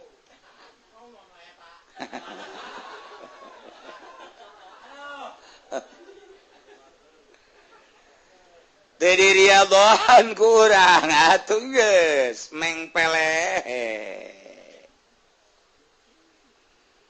jadi eta horenganan naon ngaranna babandul mata babandul cili babandul irung babandul sungut babandul leungeun beteng dubur kubul etalah anu ngahalangan usul ilallah sehingga urang teu bisa hiber ka Allah mentek riyadhah ngajar nafsu mujahadah merangan nafsu. Masya Allah, Masya Allah, Masya Allah. Carana supaya orang keluar tina belenggu eta maka orang kudu loba tafakkur jeung muraqabah. Jelema lamun dibelenggu di penjara mah bisa ceriknya nak naon bae dikorbankeun ku nyana komo jelema ternama aya tanah-tanah dijual jangan leungitkeun belenggu dirina anu keur di penjara kendaraan-kendaraan dijual jangan leungitkeun beban belenggu nu aya di penjara segala rupa diusahakan sugak sogok kiri kanan terus nu pentingnya nak merdeka tina belenggu penjara diusahakan ku saha bae oge tapi ternyata belenggu hate anu bakal mawana langsa di akhirat teu pernah kunyana diusahakeun teu pernah kunaon ieu kebeloonan urang belon itu. Aya hiji waliullah di penjara. Datang ka di penjara, di jero nyono dikerumuni ku ahli-ahli penjara. Datang menyapa, "Mama, kok bisa asup ke penjara? Mama maling." Wis henteu. Mungkin mama boga kalakuan anu teu endah meureun sampai datang ke penjara. Onto mama kayak bisa ka dieu zolimna penguasa. Mama mah dakwah teu senengeun penguasa di dakwahan.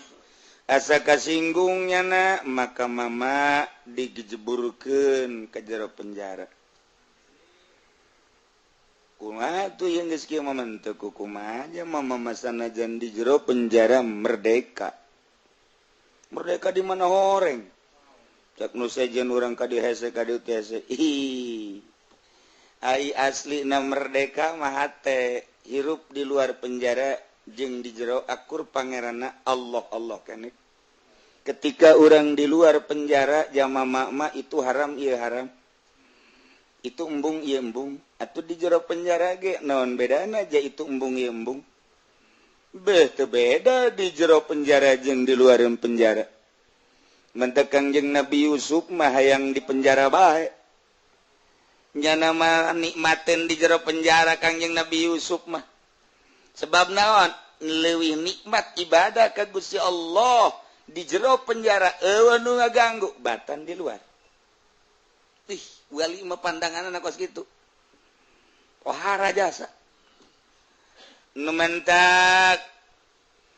eta wali dikiriman ku guruna sajadah cak guruna lamun maneh hayang kaluar ti penjara yeuh kuncina diberep sajadah diamparkeun ku nyana di jero penjara cak anu sakelilingna maknya sajadah bisa mukakeun kunci. Ih, kunci penjara mah besi, lain sajadah. Cak wali teh hebatan keneh sajadah batan kunci gerage. Tok, lamun maneh yang kalaluar kula rek ibadah ka Gusti Allah. Aju maneh kalaluar ku kula dipangmukakeun. Bener mama? Hei, itu tenang wae sih. Bontot bae bisa salam ka laut. Atuh komo ieu sajadah. Beh, komo kumisa bibrozak. si jampang mah teu eleh kunyana.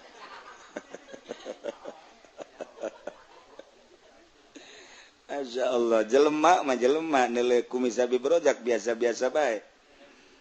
Tapi monyet masih eun.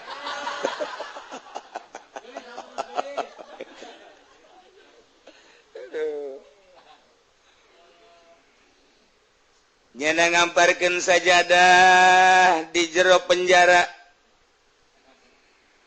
Cak mama kula dek ibadah ka Gusti Allah. Langit eueun nu mesen bisa dijieun ku Allah. Bumi eueun nu mesen karep Allah bisa dijieun ku Allah. Eusina eueun nu mesen karep Allah bisa dijieun ku Allah. Nu ngahirupkeun Allah, nu ngamaotkeun Allah. Anu nyugihkeun Allah, anu nyangsarakeun Allah, nu nyehatkeun Allah, nu ngagringkeun Allah. Hakikatna nu ngasupkeun ka penjara lain penguasa Allah. Ketika Allah dek keluarkeun gampang. Ye, mama ulah sok loba omong lah, sakjana coba buka. Ayo. Salat, sholli, Allahu akbar. Aya nu ngomong mama, eta salat usolina nan usoli libukail kunci, Allahu akbar. Sia sok aya nyaho bae. Segala salat-salat bae usolina ditanya ku sia. Komo lamun hayang salat hayang ieu naon garang-garana batu cincin daratang.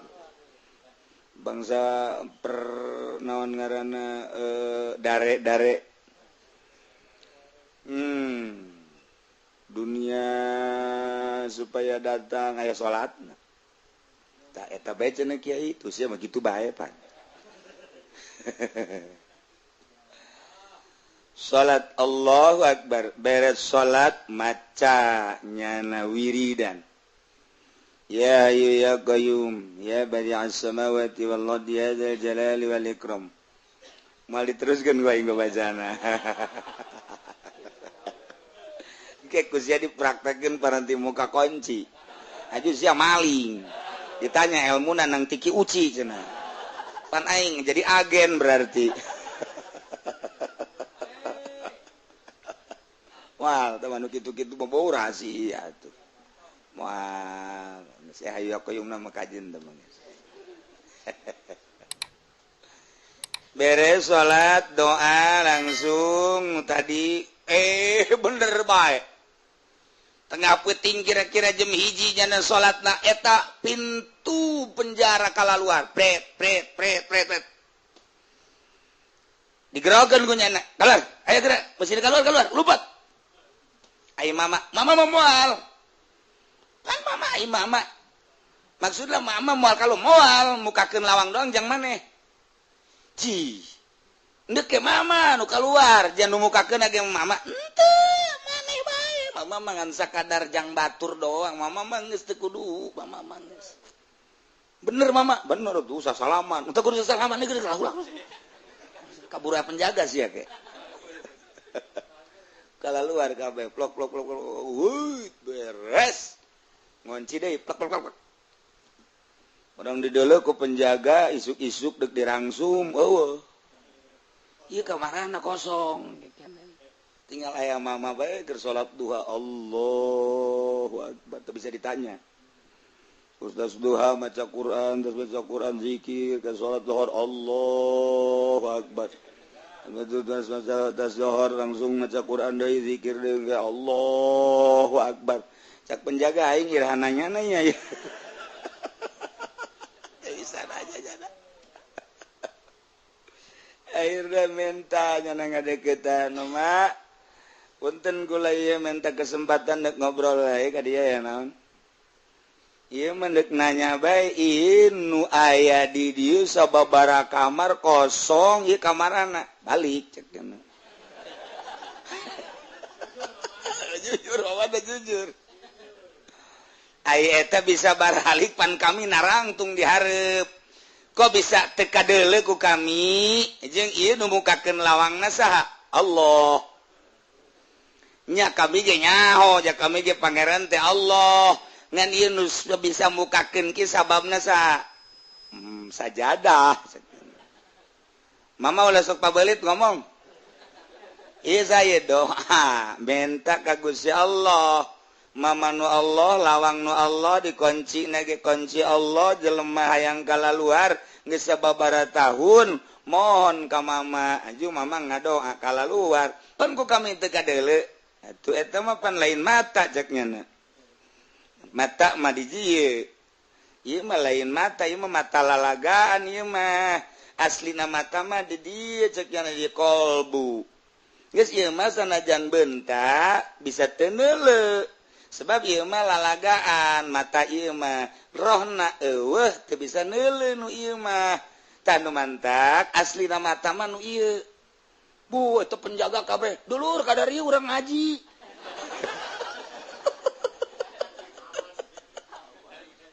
wali mah di mamana ge ditaluturkeun ngaji bae coba mama bejakeun coba deui wow kabeh kru penjara hadir kabeh pimpinan penjara ge hadir coba mama jelaskeun cak mama nu mantak ieu kaluarga sababaraha taun nyana dirindukeun ku dulur ku anak ku tatangga jeung can puguh boga kasalahan nu asli lantaran model kula bae ge asup ka penjara teu boga salah ku zalimna penguasa maka kula ge ngerkesela ka Gusti Allah wajar henteu mun dikaluarkeun ternyata cek Gusti Allah wajar sebab teu saimbang jeung kasalahanana maka mama ngadoa ka Gusti Allah nah kala luar setelah keluar ngonci deui nu dipertanyakeun kami jadi penjaga di dieu berang peuting kok bisa teu kadeuleu cek mama mata nu ieu mah bisa neuleu bisa henteu lantaran ieu mah mata lalagaan mata nu asli mah nu aya di jero kolbu di mana mata di jero kolbu muka maka boro-boro nu aya di hareupeun tuh Mekah Baitullah kadeuleu tuh Madinah Kangjeng Nabi katingali berbagai-bagai wali-wali Allah makomna kadeuleu bahkan lain nu aya di dunia bae di alam akhirat alam barzah bisa kadeuleu alam akhirat jembatan Siratal Mustaqim kadeuleu maka ku kadeuleu nak mata hate bisa neuleu ieu jelema-jelema nu zalim jelema anu kru-kru penjara cing gala luncat magudubrak ka neraka kadeuleu ku mama je kami ieu ka neraka kabehan kabeh kaget mama ulah sok macem-macem mama mah teu macem-macem kos potot gambar sama macem bae cek mama eta kos kitu kadeuleu ku mama zalim ye nah pertanyaan kahiji geus terjawab ternyata mata ieu mah lalagaan mata asli mata kolbu ketika mata kolbu geus muka ujianana moal daek cicing di dieu jadi penjaga moal daek jadi jelema anu teu nurut ka Allah jelema nu teu nurut ka Allah nu zalim eta mata hatena anu henteu muka pertanyaan kadua naon sababna mama ai batur dikaluar-luarkeun ai mama henteu pertanyaan kadua coba kunaon batur mah penjara teh belenggu asa terbelenggu nyana di jero penjara lantaran nyana mangan sakadar mikiran teh dahar nginum deuleu ieu denge ieu irung ieu dan lain sebagainya geus atuh nyana mah di penjara teh kesulitan ai mama mah teu pati diurusan mata ieu celi ieu irung ieu dan lain sebagainya mama mah ngurusan teh kolbu ai kolbu jelemana di jero penjara bisa ka sorga bisa ka mamana jelemana di penjara bisa keluar mata kolbu maka mana-mana jelemana di kamar jelemana di masjid jelemana di penjara kitu-kitu kene sebab naon nyantelna jeung Allah bu mama coba-coba kami pagahan atuh abeh kami bisa ibadah ya apiap ka dieu ya ieu jadi ieu ndek jara diwali kabeh kabeh belajar ka mama mah teh yang keluar di penjara kumaraneh dek dikaluarkeun kami mama moal dek di penjara bae moal model Habib Rojak mun di penjara moal yang keluar naon sebab jana mah kaluar ge henteu guna ku pamajikan dicarekan bae dina nalika balik ja pamajikan geus teu butuhun sebab budongkar antikna geus teu hudang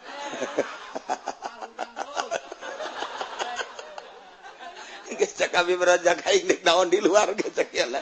Mending di jero lah disumbang ceknya dahar tinggal dahar nginum tinggal nginum. Aya teh jelema nu di penjara model kos itu. Eta buktina si eta.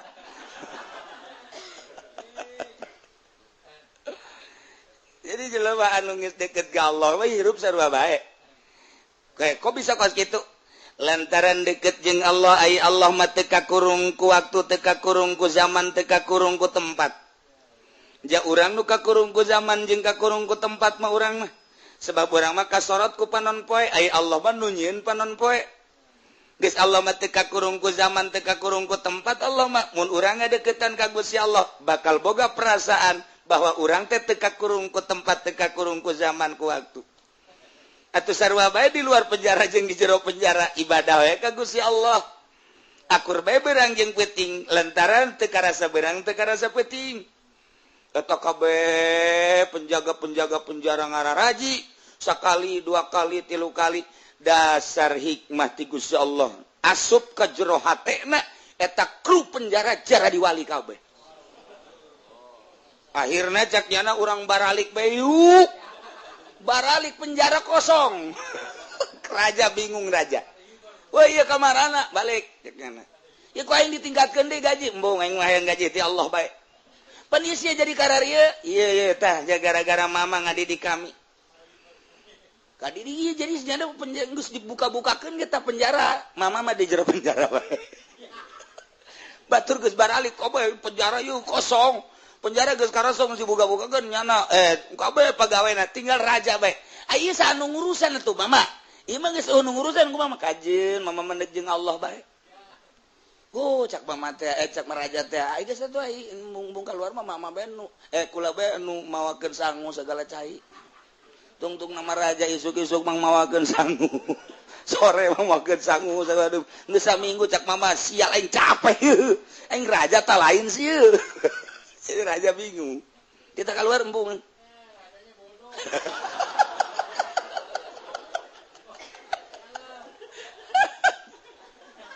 Aduh. Itu raja geus eta naon ngaranna ngarayu supaya mama keluar. Henteu embung cek nyana. Geus ngeunaheun jasa di dieu cenah di penjara. Ayeuna mama ge nanya, eta raja, kok mama bisa jadi betah di dieu? Betah sebab hirup jeung Allah. Di luar jeung Allah di jero jeung Allah teu karasa beurang teu karasa peuting mama madahar sakieu teu dahar sakieu geus nikmat jasa cak tuan raja coba konsepna naon sih mama piwalian deui ya asana nagara ditinggalkeun ya cak mama hiji tuan raja manuk di kurungan terbelenggu nyana hayang hiber tapi di kurungan teu bisa hiber manuk aya deui manuk anu di talian jangjangna di talian sukuna nyana hayang hiber lantaran dibelenggu ku tali teu bisa hiber. Sedengkeun manuk mah biasana hiber ngapak hirup di mana-mana ka mana-mana kumahanyana bae merdeka hirup. Tapi ulah haju Indonesia Raya. Merdeka mah merdeka bae. Ulah haju negeriku. Teu manuk hiberan lantaran leupas tina belenggu tali jangjang tali suku. Kitu kene belenggu kurung. Ketika manuk dibuka talina kikipliknya. Tapi can bisa hiber lantaran sukuna di talian. Ketika talina geus dibuka manuk bisa hiber ka mana bae. Bener. Tapi aya nu bloon manuk gecek tuan ecek mama. Mana tah manuk nu bloon nu mana? Manuk nu bloon teh manuk anu geus dibukaan talina. Manuk anu geus dibukaan tali jangjangna, manuk geus dibukaan tali sukuna, manuk geus dikaluarkeun tina kurungna, maksudnya tinggal hiber ka mana sakahayangnya na bae tapi manuk teu daek hiber eta manuk bloon bin tolol bin goblok eta kos kitu kemerdekaan aya di manuk lantaran geus eueuh belenggu sebab nyaritakeun nanaon ge geus aya di nyana nyaritakeun ilmu aya di manuk nyaritakeun gagah aya di manuk jaritakeun merdeka aya di manuk kunaon manuk teu daek hiber malah kukulintingan kikipli kan eta manuk tolol bin goblok kenyahoeun nyana menikmati suasana alam mana gunung mana danau mana leuweung mana gurun manuk anu hebat mah atuh hiberan ka mana bae tah lamun aya manuk geus leupas ti belenggu haju teh hiber eta manuk tolol manuk goblok cak Tuan Raja teh mah jaka aing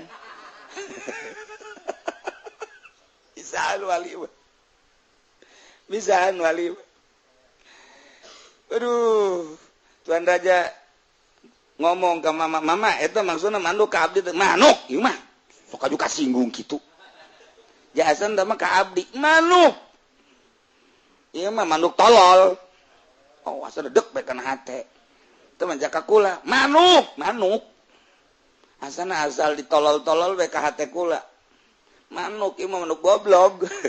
cak Tuan Raja aing masih beuki goblok bae cak nya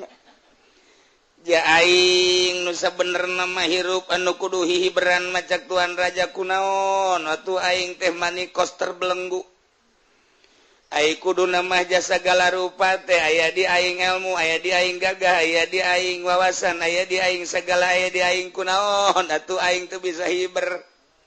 ieu mah percis kos manuk goblok atuh aing mah meureunana eta si mama meureun ngagoblok-goblok ge ka aing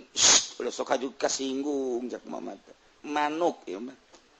tapi asa ka kula atuh aya asa mah heueuh meureun tah eta teh ditaliti ku Tuan Raja beuh horenganan paingan pagawe penjara kalaluar horengnya nama hihiberan engke meureunana aing di akhirat ca Tuan Raja teh ai pagawe-pagawe penjara aing mah di akhirat ka sorga aing mah terbelenggu rugi amat maka kuari mah ieu kerajaan deuk dibikeun ka mama wah ieu jadi dibalik ieu mama abdi hayang merdeka kuari mah hayang hiberan ka ditu ka leuweung ka gunung ka mamana ieu mah kerajaan deuk dibikeun we ka mama kumaha jadi najis cek mama mah yang di penjara bae di dieu mama ieu penjara geus sorangan bae usah saha babaturan penjara eueuh kabeh geus dikaluar-keluarkeun ku mama aju ieu pagawe geus eueuh mama deuk di jero bae sorangan henteu sieun naon teh jeung Allah mama mah jeung nu boga dunya mama mah ambo cek Tuan Raja teh ku ngeunah-ngeunah teuing isi hirup kos mama abdi hayang kos mama coba bener hayang sakali dua kali tilu kali ditawajuhan kunyana ku mama teh tuh dibimbing ih dengan singkat masya Allah teu hayang nyana jadi raja ilmu kawalian teh kos kitu tah lamun guruna wali muridna jadi wali ya Allah ya Rabbi nu mantap urang mah teu jara di wali atuh guruna ge walinyi hese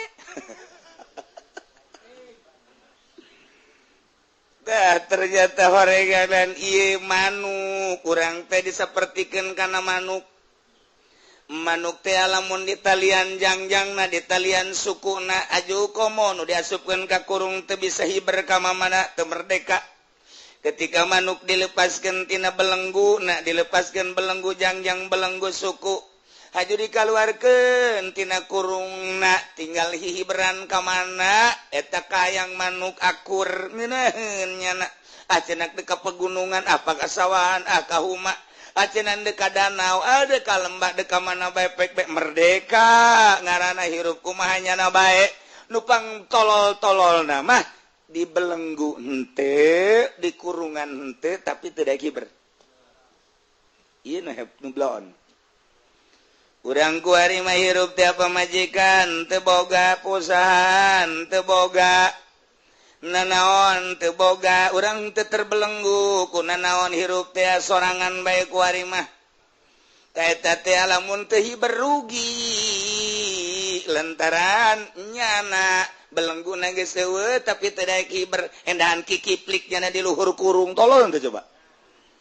cak anu boga manuk ge manuk atuh sia hiber manuk ku aing sia geus dilepas-lepaskeun teh tali jangjang sia suku sia tak kuari sia geus dikaluarkeun tina kurung hiber atuh endahan di luhur kurung kiplik kiplik kiplik kiplik cak Allah teh hei manusia sia ku aing geus dituduhkeun belenggu sia teh ku aing geus diraga-ragakeun kunaon atuh sia kikiplik bae henteu daek hiber tapang bloon-bloonna jelema anu geus dikaluarkeun tidak belenggu tapi henteu daek ibadah ka Gusti Allah eta bloon eta urang kuari mah nu mantak henteu ibadah teh lantaran tekanan keluarga pemajikan ditah dagang pantes urang kuari mah nu mantak henteu ibadah ka Gusti Allah teh lantaran urang boga jabatan tekanan tina jabatan pantes urang kuari mah nu mantak teu ibadah ka Gusti Allah dengan mantep lantaran urang apatula patili di organisasi pantes artina pantes teh emang nya mah teu hiber ya bisa di talian eta mah parantes artina pantes teu bisa hiber ge teu ibadah ge parantes geus di akhirat ka neraka ge pantes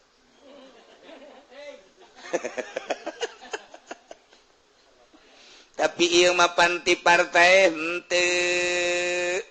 organisasi henteu tani henteu gawe di pabrik henteu kemudian ngojek henteu segala rupa henteu malah cak pamajikan ge ka tuh hirup kumaha kakak bae teh mah ieu mah kula malah tuh jang geus sakikieun aja urang keur ngora mah geus kolot apira urang mah tuh hirup ge ngadu tonggong doang sare geus eueuh kasenangan geus atuh kakak geus batu di masjid ke di mushola ngaji ka kaditu geus aya tasen di pamajikan berarti kan geus terbelenggu henteu terbelenggu jajang dahar aya ka ieu atuh urut-urut baheula teh kontrakan aya keneh dina teh anu kontrakan ge ieu lah tuh dijualan ku urang ge segala perhiasan-perhiasan jang dahar mah aya kuari mah geus kolot kakak kaji atuh geus bae kuari mah jabung atuh tuh ka ditu ka pangajian ngaji geus sanajan ka haji deuk di masjid bae ge kula mah geus ridho geus ka ditu kula mah seneng resep cak pamajikanna ja anak geus mandiri kuari mah incu geus bare nu ngarurusan urang tinggal duaan bae geus atuh ka ditu jabung eta ngaranna geus eueuh belenggu hajunya anana teu daek ibadah pangblon-blonna endahan jana kikiplik di luhur eta kurung kiplik cak dobogana goblok teh sih eta kan gerak Allah tah geus kakolot dakeun rineh eta teh geus eueuh belenggu nu sabenerna mah tinggal ngadeukeutan pangajian haju ngamantapkeun mokuskeun diri ibadah ka Gusti Allah henteu kudu hese capek eta pangbloon-bloonana pangbloonna jelema nu geus teh hese capek belenggu arareueuh tapi teu daek ibadah keneh bae siksana leuwih gede ke di akhirat bakalna gede jasa tah di akhirat eta kos kitu pang gede-gedena siksanya cak Allah teh sia teu daek ibadah bae ka aing sedengkeun ku aing geus dimerdekakeun sia tarolah masa muda nama sia gawe tarolah masa muda na sia dagang tarolah masa muda sia naon gitu ngaranna bersikeras usaha tapi pan ku aing dibere umur panjang sia ajo ku aing belenggu jang dahar ambalaya pake ambalaya geus eueuh belenggu bahkan pamajikan ge ngucap ka maneh bahwa atuh haji ka ditu bae atuh jabung ka pengajian ka mushola ka masjid tapi sia masih kada teu ibadah keneh bae maka ku aing sia ieu bakal disiksana 7 lipeteun anu biasa Masya Allah karim ngeri sebab geus merdeka-merdekakeun ai wali mapan ngahaja ngamerdekakeun dirinya nama kuari teh naon ieu nu jadi belenggu nu jadi belenggu teh kuari mah ieu anak berusaha nyana ngalepaskeun belenggu tina anak geus dirialdohan ku nyana pamajikan lain kudu ditinggalkeun dicerai tapi carana setik-setik supaya pamajikan urang mah urang paling ge kabutuhan doang koclek beres aduh orang kayak kabutuhnya lagi seru nah ya dimerdekakan terus tidak ada haritina ini pakai terusnya nama usaha wali mah etik-setik ngajauhan keluarga ngajauhan teh batin setik-setik ngajauhan makhluk setik-setik ngajauhan dunia capek tangtuna tapi Allah merek lantarannya anak usaha menjada wajad di usahanya na ngajauhan dunia dibere ku Gusti Allah tersep kana dunia bari dunia na dimomoy ku Allah datang bae terus tidak usah ngajauhan makhluk dibere ku Allah kanikmatan ngajauhan makhluk kemudian bari makhluk datang bae kitu kene nafsu jeung setan capek pasti kajen ku kumaha ge nu mantak per detik per menit nya nama terus bae ka Allah terus dikelilingi kunukunyana dipakai ka embung lantaran kuat ai ku Allah diberi kuat mah kuat bae muncullah jadi waliun min auliyaillah moal pati-pati diangkat jadi wali lamun nyana teu merdeka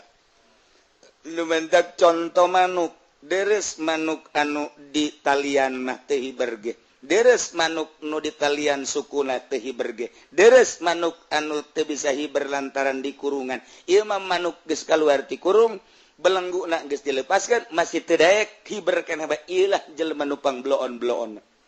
akhirna raja dirinya asa asup nasehatna terus beki dia beki ibadah beki mantap beki dia beki ibadah beki mantap kerajaan diserahkeun ka nu sejen nyana beki mantep jadi raja kamari mah raja teh secara zahir kuari mah raja na jadi raja batin nyana ngabandingkeun tatuan raja ternyata horenganan aslina raja mah horeng jadi kakasih Allah tuh ceknya nikmat orenganan hirup di mana bae ja Allah mah aya kumaha bae ge ja Allah nu ngurus kumaha bae ge ja Allah nu mere kumaha Allah bae Allah ja anu melindungi geus atuh sagala-gala rupa ge ka Allah horeng ieu jadi raja mah geus jadi camat jadi bupati raja lalagaan jadi gubernur jadi presiden raja lalagaan aslina jadi raja mah kos eta tadi mama kiai di luar penjara jeung di jero penjara bakal akur bae sebab hiji ngan ka Allah subhanahu wa ta'ala nu mantak ketika urang aya babandul mahfud ngaranna jelema nu dihinakeun ku pagawean yakni nu dibabandulan ku min ku ila ku an ku ala dan lain sebagainya sarua jeung manuk di talian jangjang di talian suku nah eta adalah teu bisa hihiberan nu kos kitu ngaranna mahfud. Namun aya kiai teu daek hiber teu daek ibadah secara batin eta kiai adalah kiai mahfud ngaranna. Pamarentah mahfud, pedagang mahfud. Mahfud teh kang den hinakeun, kang den asorakeun, kang den gusrukeun, kang den gejeburkeun. Kos kitulah. Jadi horenganan wali cicing di mana bae ge mere elmuna ilmu kawalian bae sakumaha jelema ahli politik cicing di mana bae ge nu diomongkeun teh politik bae kajentingnya nanggeus panyakitan bengek geus teu kiprah dina politik ketika ditatamuan ku jelema Waalaikumsalam waduh ini sekarang udah sakit iya udah asma udah parah kok ada semenit 2 menit terima kadituna ngobrol politik deh bae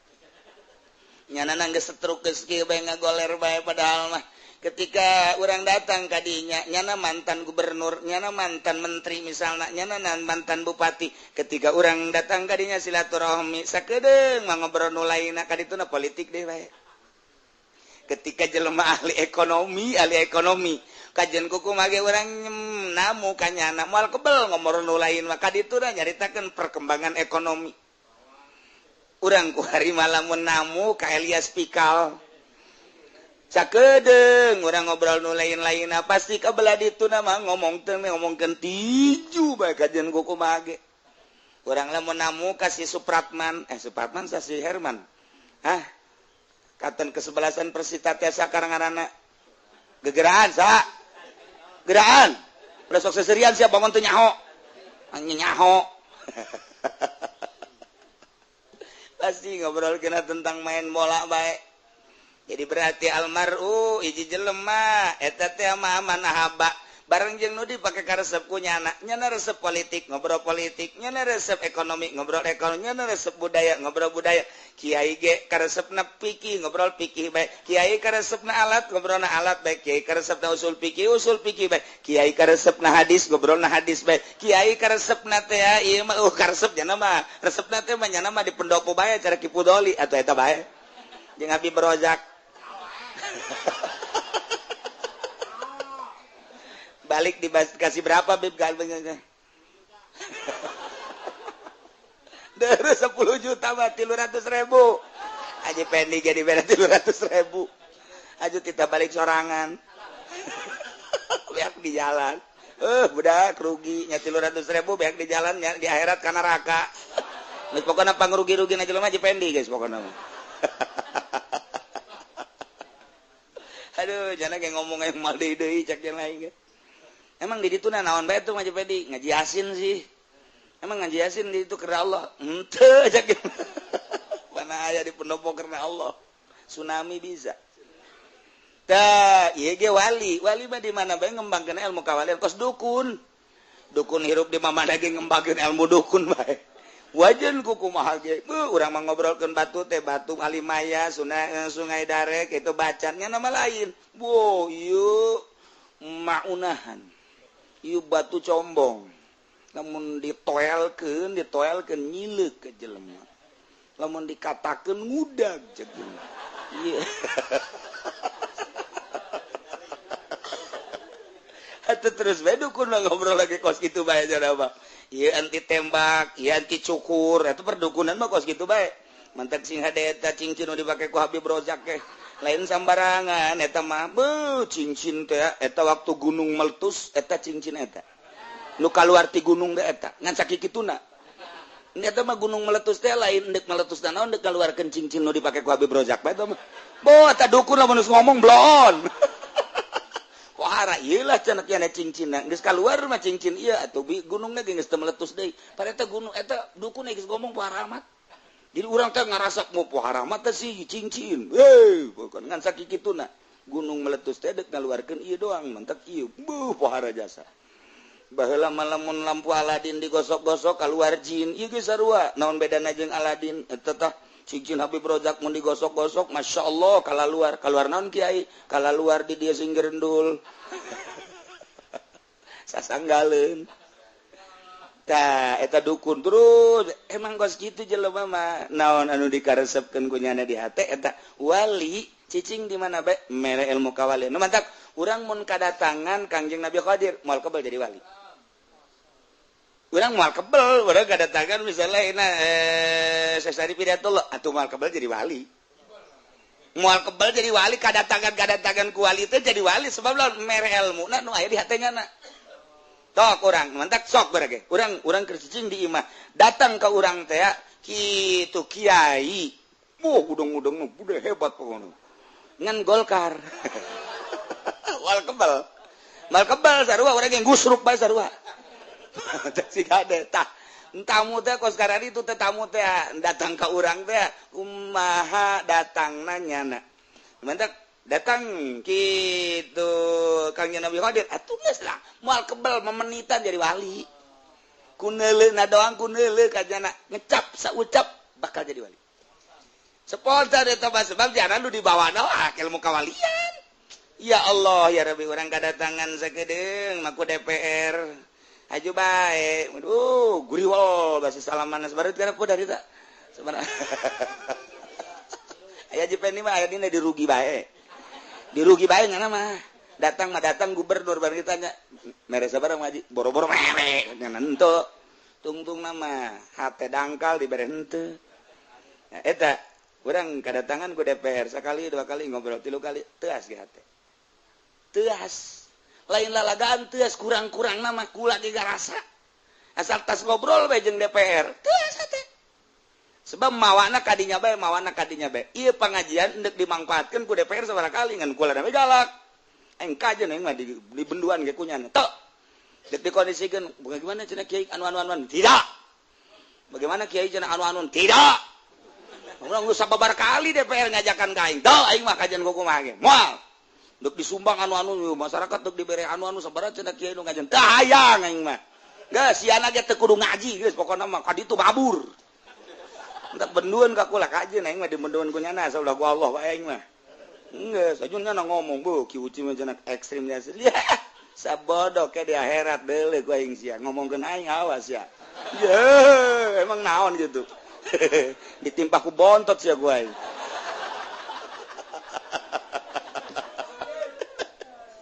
Ieu keur carita eta wali datang mere ilmu kawalian. Nu mentek atur salamna ge urang lamun diatur salaman Kiai cenah aya nu atur salam di Jawa Timur Kiai anu bunga kate. Kiai anu atur salam Kiai anu geus ti lokal luar aju ka dieu ka Kiai Jawa Urut pu bunga. Betul-betul Kiai DPR atur salam sial. Cak DPR teh beuh aing eueuh pamenang atuh deuk menang di mana jeung si Manaraka. Dah cenah aing moal ngaji sanu nita ngaji deui na geus sia. Aing ulah dikitu-kitu teh aing mah deuk kitu bae aja. Atuh teh jajan lagi manusia yang salamet. Aing mah keur ngomong bae lantaran eueuh jalan jang ka sorga jadi DPR di Indonesia mah. Sebab naon atuh aing nyaho aja pengkondisian di jerona kajenteng make kopeah make segala ge jadi jerona mah korupsi. Tetep ceuli datang teh korupsi bae ge. Emang kumaha gitu di jerona maling. Maling mun kukula dicaritakeun cara maling nanyana atuh nyaho jasa aja. Nyaho jasa. Jadi pemerintah emang teu maraling atuh maling. Emang kiai nyaho jasa. Nyaho jasa ieu mah lamun dibejakeun lillahi ta'ala nyaho jasa tentang struktur negara nyaho jasa. Komo di kabupaten mah di urang ieu teh APBD-na teh Tangerang teh 5,7 T. 5,7 T Tangerang ieu. Emang teh aing nyaho aja teh bagus kitu. Aju dikamanakeun ka mana subna atuh nyaho. Nu kudu yang anu sakayu kan yang anu sakieu. Ieu cicing di imah teh lain cacing-cicingna. Deh. Nyaho aing anu mantak ieu pembangunan teh aing mantak wani ge. Ieu dangkal. Lamun nyana manggil aing nyaho. Sia mah lantaran teh nyaho lah ngomong gitu. Ulah lamun sia ayo pemerintah urang giliran mah dipanggil. Coba terangkeun moal bisa sia. Aing mah bisa. Tuh aing teh tuh. Aju takabur betung-tung nama. Ngan nyaho lah nyana ngobrol misalna aju pa bener-bener nyahoan kula bahwa nyana maling ye mantak wajar ngomong sautak saeutik mah sebab nyaho itu cenah kieu menang nanti mana ieu teh mau urang nyaho teh kos kitu rahasia perusahaan kok kiai ngomong kos kitu bongan aing teh dibere pan ku nyana. Iya bakar cerita ilmu kawalian suka nu mere nyaho kos kitu mana ieu mahfud bil harfi fa huwa ma yufatu bi lepaskeun belenggu urang deuk ka Allah komo urang geus kolot mah geus wajar lepaskeun keur ngorang geus urang ditafak non karena di istighfaran istighfaru kayataju ilal istighfar cek situ rubaiah istighfar siapa butuh kana di istighfaran sebab naon istighfar urang malalagaan pan nah nu mantak urang kuari ngaistighfaran nu baheula geus duh aing baheula mah sabenerna mah hayang dunia hayang campur jeung makhluk rugi sabaraha umur dipake rurugian geus kajian Gusti Ampura mulai ti kuari lepaskeun belenggu urang jeung dunia lepaskeun jeung makhluk lepaskeun geura belajar lalaunan setik jak kuncina mah eta kajian ku kumaha ge naon gitu ngaranna bantulah ku zikir ku urang ka Gusti Allah sedangkeun dina ilmu kawalian zikir teh kapan tahap-tahap mimiti zikir lisan jang urang la ilaha illallah naik zikir tarekat Allah naik engke zikirna kalubhu Allah naik engke ka dituju ka sir eta teh bakalna hu eta teh teu bisa dipindahkeun teu bisa pindah sorangan kayak kadeuleu perkembanganna jelema lamun geus zikirna la ilaha illallah na jadi bakal kos kitu tingkahna ditaekeun ke lamun geus jadi bakal kos kitu ge mun jadi bakal kos satungtung can kadeuler lamun kitu kos kitu atuh moal cara tangkal kayu be lamun kakara eta tetangkal be lamun ku urang kakarak dipelak engke ke sirungan berarti kan nyaho jadi ta urang sirung gede berarti perkembangan kehendap nakar nakanyahoan berarti kan guru-guru ditingkatkan kurang nah itu seru datang kau ke perkembangan ke lain deui datang ke buahan ke lain deui gitulah dina zikir nu mantak lain bantrak-bantrakeun cara napasna cara pereumna meremkeun mata ieu meremkeun mata hate dan lain-lain sebagainya mantak Kangjeng Nabi nyarita mutu qobla anta mutu paeh lah maneh memeh maeh paneh titah paeh ti heula memeh paeh beneran kudu kumaha eta atuh mau golok bae urang atuh udah bunuh diri bae lain gitu tetap kudu aya nu ngabimbing cik maehan teh maehan naon ieu teh maehan tina kahayang nafsu-nafsu gitulah ieu mah keur carita horenganan aya ilmu fikih aya ilmu tauhid aya ilmu tasawuf aya ilmu thariqah aya ilmu makrifat aya nu ngabimbing-ngabimbingna iyalah kudu kaluar tina belenggu lepaskeun belenggu lalaunan sanajan urang teu berthariqah ngalepaskeun belenggu bakal nikmat bae bakal nikmat kajen kumaha ge ne wa amma ma yufadu wallahu